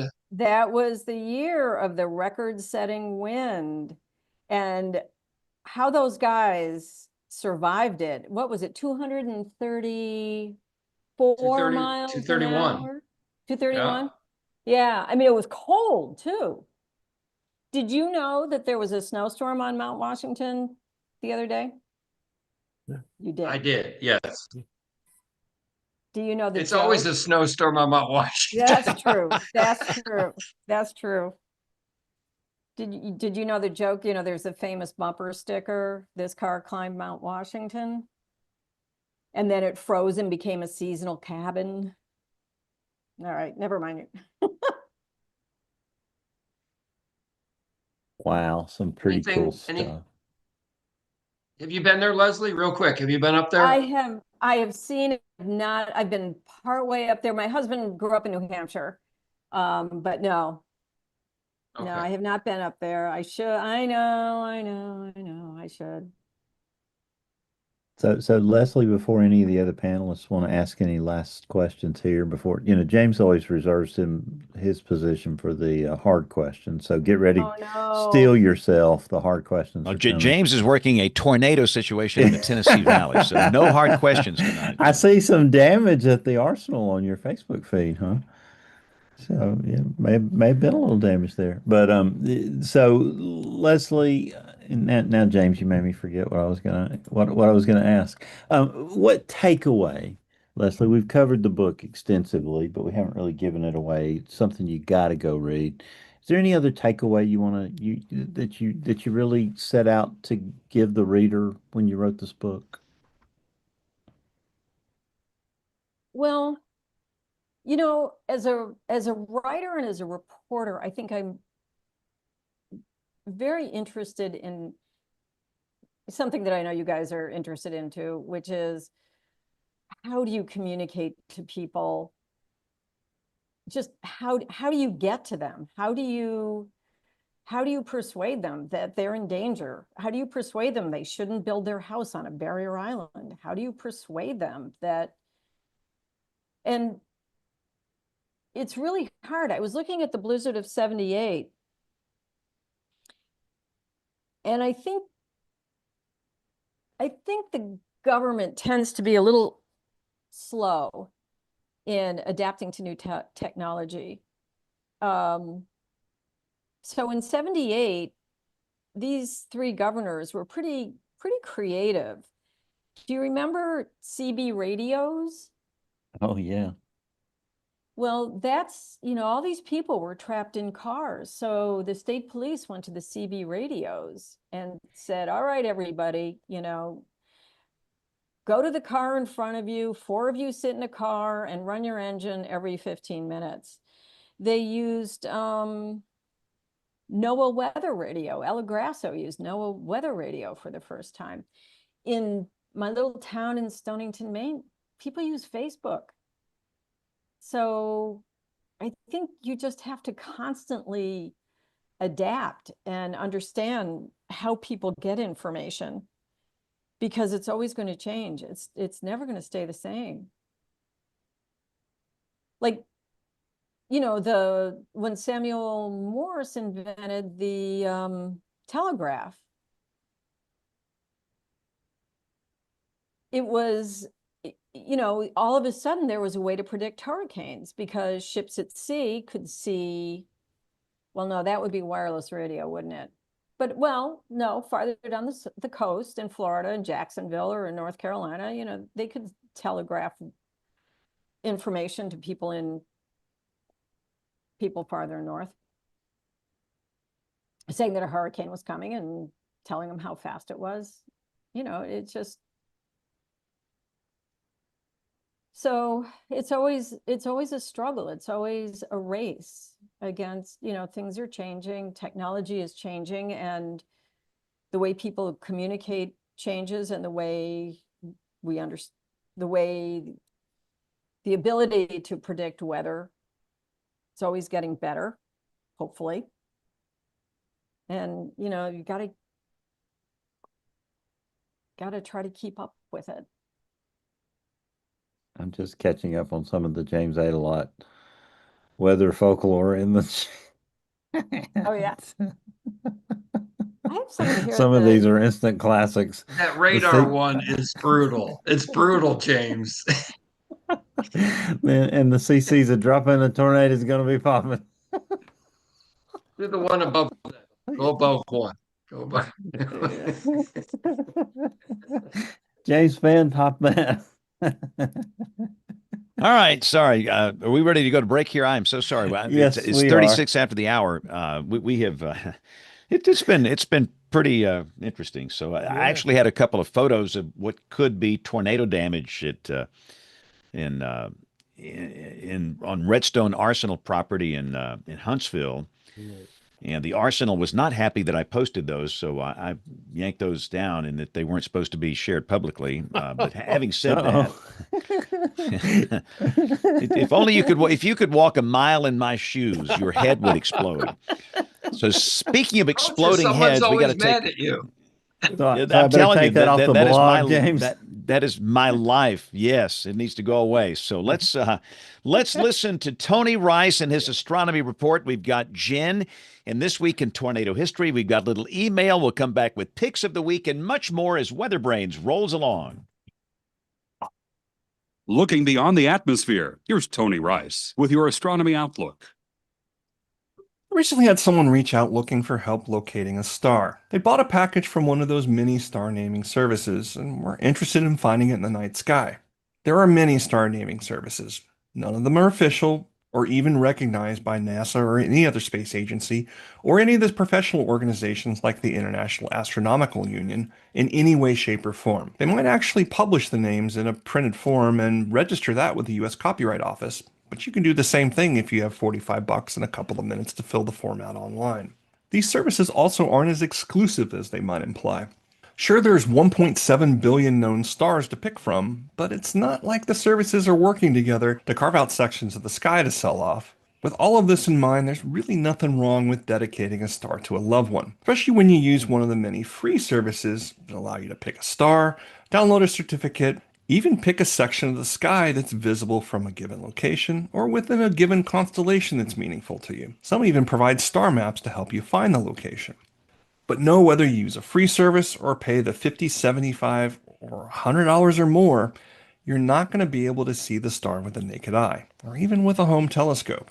All the brightest 200 or so stars already have names that are actually recognized, Arabic ones, and they've had them for thousands of years. Which brings me back to the request I just received. I looked up the information they provided and found that it was a binary star in the constellation Sagittarius, specifically just off the spout of the Teapot asterism within that constellation. This turned out to be a happy coincidence because their loved one was a twin and a tea lover. Sometimes the universe just has a way of bypassing the scammers around us to deliver. Which brings me to the newly dedicated star, officially known as UCAC 3 64204-237. It shall henceforth be known as WeatherBrains. It's in the constellation Corvus the Crow, so just right and down a bit in the southeastern evening sky from the bright star Spica.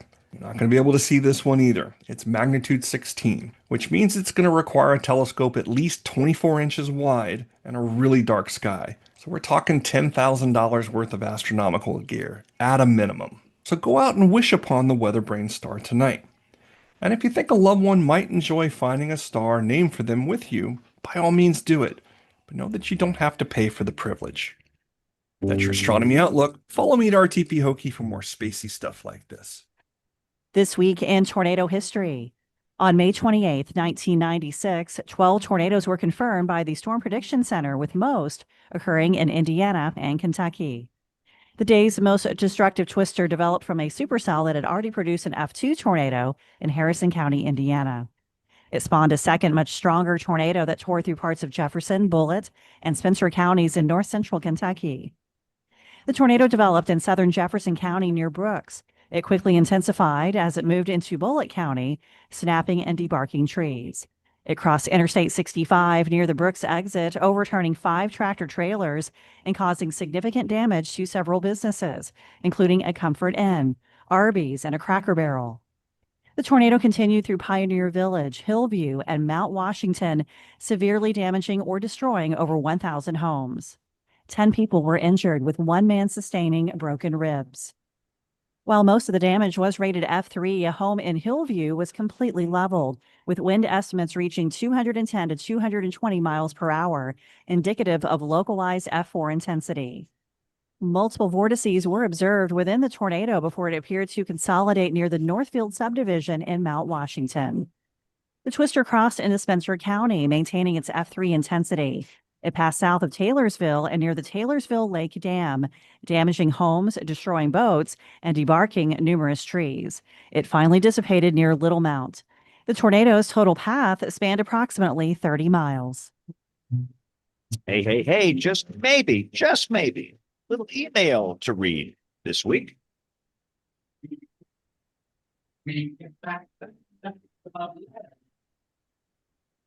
There's only one problem. We don't have an email officer to read it. Oh, She had Had one. to take off. I have one up on the screen. You want me to find it? Yeah, John Gordon. yeah, go. I've seen all kind of email this week. But Jen had. I am saying again. I'm working a tornado situation up in the Tennessee Valley, so I'm severely multitasking. But John, if you got one, go. Yeah, let me read this, and I don't have a good answer, so everyone jump in. This comes from James Lewis. Hello, WeatherBrains. With the hurricane season a few days away, I have the following question about hurricane damage surveys. On a damage assessment toolkit, one can sometimes find assessment done to survey damage for landfalling hurricanes. The surveys done in the same manner as tornado damage surveys. He goes on and on and on. Then, of course, Troy, he wants to know how many hurricanes do you predict this year? Blah, blah, blah. Regarding Jim Lewis, blah, blah, blah, blah. Okay. I have never done a hurricane. I know they do hurricane storm surge surveys, which is fascinating. Yeah. Absolutely fascinating, where they actually go out and measure the surge, and they use that for future there, Leslie. They use that for future. What was the actual, and it takes a lot of work. It's a lot of work. I bet it does. Yeah, I don't know about the hurricane. On tornadoes, I do, but anybody else? Jump in. Nope. If you don't know John Gordon, nobody knows. I really don't know because I never worked in a hurricane office. Yeah. Troy? Well, one thing that's interesting about it is, think about it. I mean, I know with tornado cases, in a lot of cases, the tornadoes associated with hurricanes end up being EFU, is that what it is? Unknown, simply because you cannot distinguish the tornado damage from the wind damage from the hurricane, in a sense. And I know in a lot of cases in Houston, I've seen them have to do that before, but that's interesting. And but I will tell you what, the coastal offices have the PSH product, which is a post storm, that is their local storm report, in a sense, for hurricane events. The PSH product, right? Am I correct? Right. Yeah. So yeah, they did Milton. Now on Hurricane Milton, I remember that name, Milton. Anyway, Milton had a lot of tornadoes the day prior to landfall. Remember, there was a jet streak. Wasn't there 40, 45, 50 tornadoes? Yep. Mm-hmm. Those are legitimate storm survey tornado damage surveys. once the wind comes in, I don't know how No, they I do don't it. think I don't think you're able to do them that much. I mean, to be able to tell, I don't know. It just seemed like the hurricane winds would disturb the damage pattern and obscure that. I mean, but that's just Any me. of you coastal offices, if you know the answer, Yeah. send a note in to WeatherBrains Yeah. email. All right, Bill, bring in it's Bruce. perfect timing to bring in our usual guest at this time of the show. Bruce, this may be our last visit with you. I think it is. Yes. That's just sad. Well, maybe if the lighter, maybe if all the audience holds up a lighter or something, you Yeah. can come back for an encore next week or something. Well, I come around every year, primarily during tornado season. Yeah. To talk about NOAA weather radio, but you just mentioned these incredible hurricanes and whether or not we'll have an active season. But as they always say, it only takes one hurricane, and that's an active season for whoever gets hit by it. So Right. this is the time of year when we're, starting to look ahead. And I don't know, I think NOAA put out a forecast for slightly a 60% chance of above average normal normal number of hurricanes this year. And, that may come to fruition. Maybe it won't. Yeah. Yeah. Yeah. So It actually moves. That's pretty cool, James. Free bird.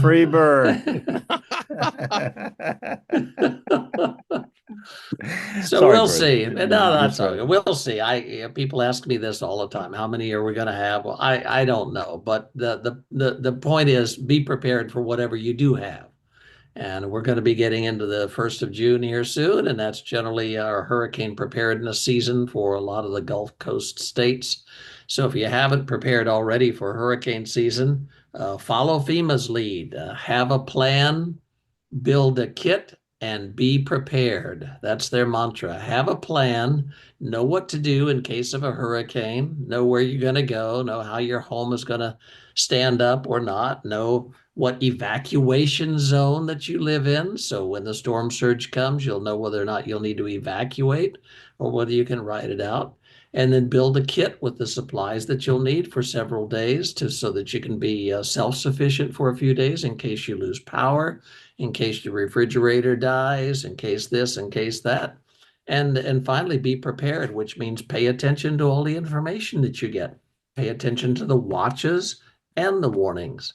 I'd like to reiterate to everyone on WeatherBrains, please encourage your fans, your family, when you talk about weather, encourage them to take these watches seriously, because a watch is really setting your brain into that awareness zone, to put your brain in that situational awareness so that, you know what, maybe this afternoon we could have some bad weather. Maybe we could have a severe thunderstorm, a tornado, a flash flood.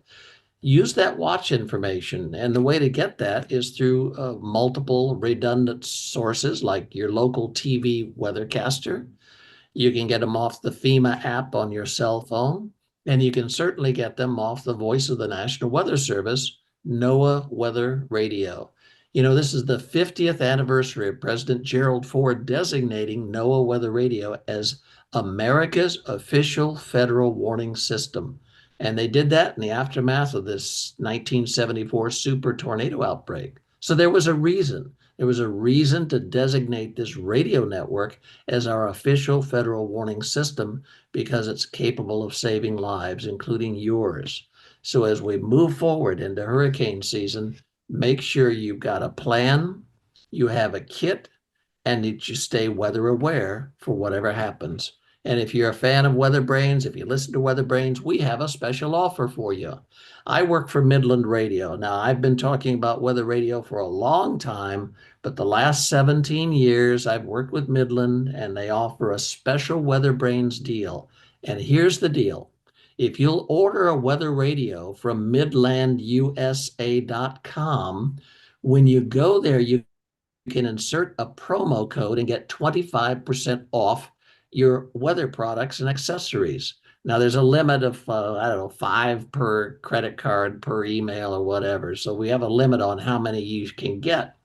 But go to midlandusa.com, and if you'd like to save 25% off on your purchase, use the promo code SPAN25. That's SPANN 25. That SPAN25 promo code gives you 25% off weather radios.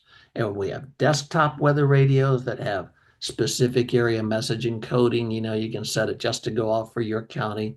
And we have the emergency crank radios, which are very, very important if you're evacuating from a hurricane, or if you're in a hurricane and you're losing power, or if you're in the Northeast and you lose power from an ice storm. Anytime you lose power, you're going to need to be able to, you're going to want a weather radio that allows you to crank and generate your own electricity. And that's what these emergency crank radios do. So go to midlandusa.com, use the promo code SPAN25, that's SPANN25, and you'll get 25% off your purchase at midlandusa.com, and you will be taking advantage of the voice of the National Weather Service, NOAA Weather Radio. Well, now, Bruce, we haven't Every seen you home- home in a long time. Is your wife going to recognize you when you get back home? You've been in a lot of hotel rooms this spring. Yeah, I'm in Fort Worth tonight. It's Texas Emergency Management starts tomorrow morning at 9 a.m. So I'm here in Fort Worth tonight. All right. Well, if she doesn't let you back in the house, you can always come back over here. Thank you. Appreciate the offer. Keep the light Our on. basement is your basement. Our Thank basement you. is your basement, Bruce. Thanks. Appreciate it. Yes. So every home, every business needs a weather radio. It is the baseline, an absolute necessity. So take advantage of this great offer. And thanks to Midland for being part of the show. So let's go to Troy. You ever been to Tarrant County, Texas before? Oh, I know Tarrant County, Texas. Yeah, absolutely. And a lot of folks are up there. In fact, I talked to some people today on the road up on the way to Fort Worth to the Texas Division of Emergency Management and their meeting. So it's going to be cool. Good meeting. Well, give us a pick of the week. Let's do picks of the week. Let's just roll right into it. The floor belongs to you. Well, I'm going to be stuck old record wise and go for the Foghorns again tonight. So Yes. Love those tones. All right, let's go to John Gordon. I bet you John's got a good pick for us this week. Yeah. Okay. If you've ever watched the Food Network, you have Triple D, diners, drive-ins, and dives. I have Triple P. Okay. And that is the probabilistic precip portal at WPC. I just put it in the chat. James asked me a couple weeks ago, if I was a college student, what would I be doing? I would be taking a lot of stats classes, okay? Because if you're on the probabilistic portal, you can say, what is the probability of Huntsville? Well, I can't do the Huntsville tornado tonight, but how much Huntsville getting a 100-year flood tonight? 4 inches. What's the probability? What's the 10th percentile, the 90th percentile? It's very interactive. It's easy to use. And you college kids, you want to be the expert when you're talking to an emergency manager, a partner who wants to know a governor, local mayor, and be prepared. Just like we've had a wonderful guest tonight. I bet you in 1978, they would love to have known how much snow. What is the probability of, I don't know what was it, Leslie, 36 inches? Whatever the max was. I think it was 38. Okay, I think 38. Socket, I think, got 44 inches. Okay. They there got you the go. worst. Learn yeah. the triple P and you will become smarter on rainfall. There you go, James. All right, there you go. And all these links will be up on weatherbrains.com. Kim, give us a good pick of the week. Sure. Well, this one again, inspired by our guest this week in the conversation, Leslie brought up the Salem witch trials being perhaps a turning point after which puritanical culture transitioned over and we started to maybe have more scientific thought and predictive focus to weather. So thinking about the Salem witch trials, there is some conjecture that weather actually helped to foster the societal conditions that created the opportunity for that to happen. So particularly the little ice age and, shortages of food and other kinds of environmental stressors that resulted in societal stressors. And they needed somebody to blame. As Leslie was talking about, they turned on themselves, and this led to, or this possibly is, was a part of where the witch trials came from. Outstanding. Great pick, Kim. Thank you. James Adelot, you got news coming up in 6 minutes. Let's get you in here. Go. All right. Mine is from my friend's front porch's doorbell camera. And his daughter had just gone out to check out the beautiful sunshine when a lightning strike hit a tree in their front yard about 50 feet in front of the porch. And she's okay, scared, but wood shrapnel ended up on their roof and all over the front yard from that tree. So scary lesson that lightning can strike well outside the rain. Yeah, that video is terrifying. And again, this will be up on weatherbrains.com. Bruce Jones, give us a pick of the week. Well, last week I was at Utah Emergency Management in St. George, Utah. And back a few years ago in 2015, they had a flash flood there, and 7 people died in Keyhole Canyon. And Zion National Park has a little timeline about it because they did the right thing. They checked in with the park and picked up their canyoneering permit at 7:40 in the morning. But by 2 o'clock that afternoon, they had heavy rain coming down, and you know what happens in those canyons? It comes down with a vengeance.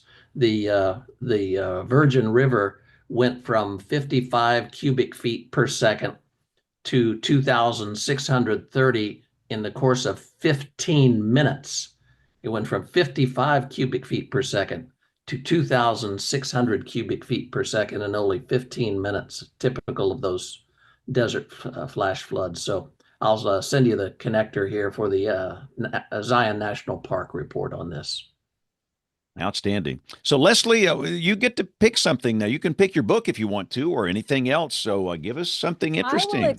I will expand on the Salem witch trials because they were very much influenced, or there was a lot of people were terrified at that time because Salem is very near Maine, where really scary, brutal wars had been going on since the late 17th century. Many of the people who were accusers were refugees from the wars in Maine, and from King Philip's War in Massachusetts, and some of the accused and some of the ones who were hanged. Those wars were a result of the weather because it was the little ice age and it was a fight over food resources. So that's my suggestion, my pick. That's a great story. Great story. I've been to Salem, and it's a fascinating place to visit. We absolutely loved it. All right, Bill Murray, your pick. Go. Yeah, James, I'll take the foghorn with Troy. Another foghorn. But got some pretty exciting guests coming up on WeatherBrains next week. By popular demand from the panel, Matt Lanza will join us, and he had an interesting article last week, and we'll dissect that.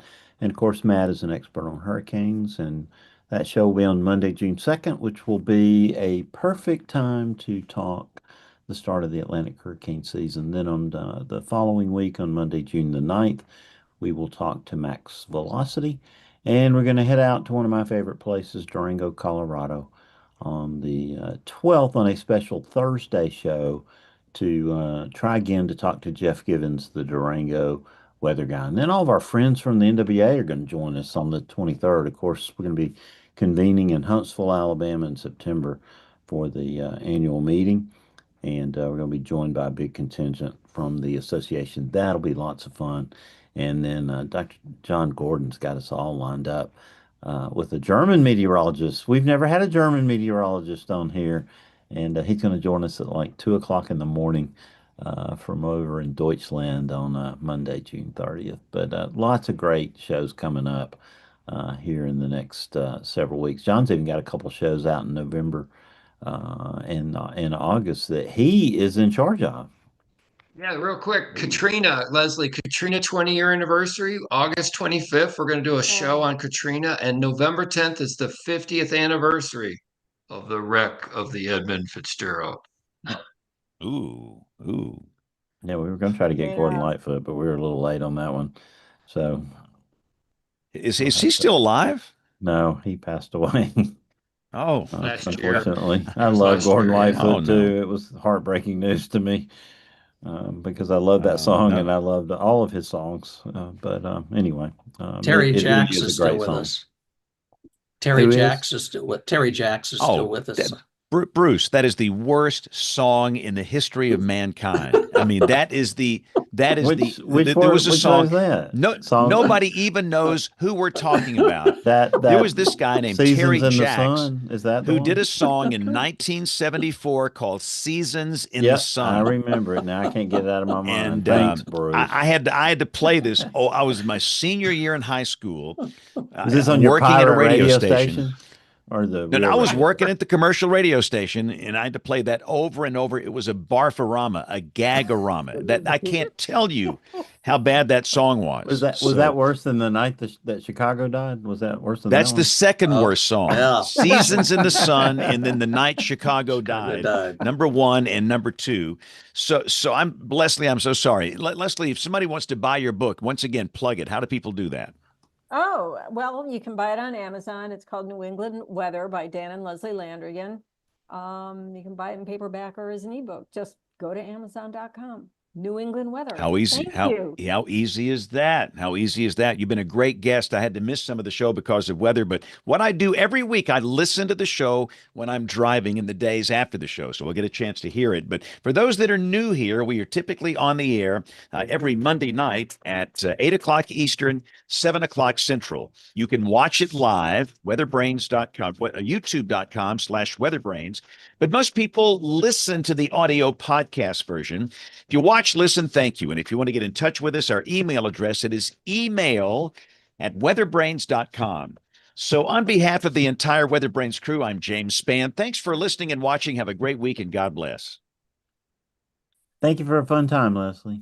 Thank you. Great, Leslie. Thank you, Leslie. Great show. Excellent. So go get some rest. Yeah, Some rest. it's getting Yeah, late. this is really late for me. Thanks for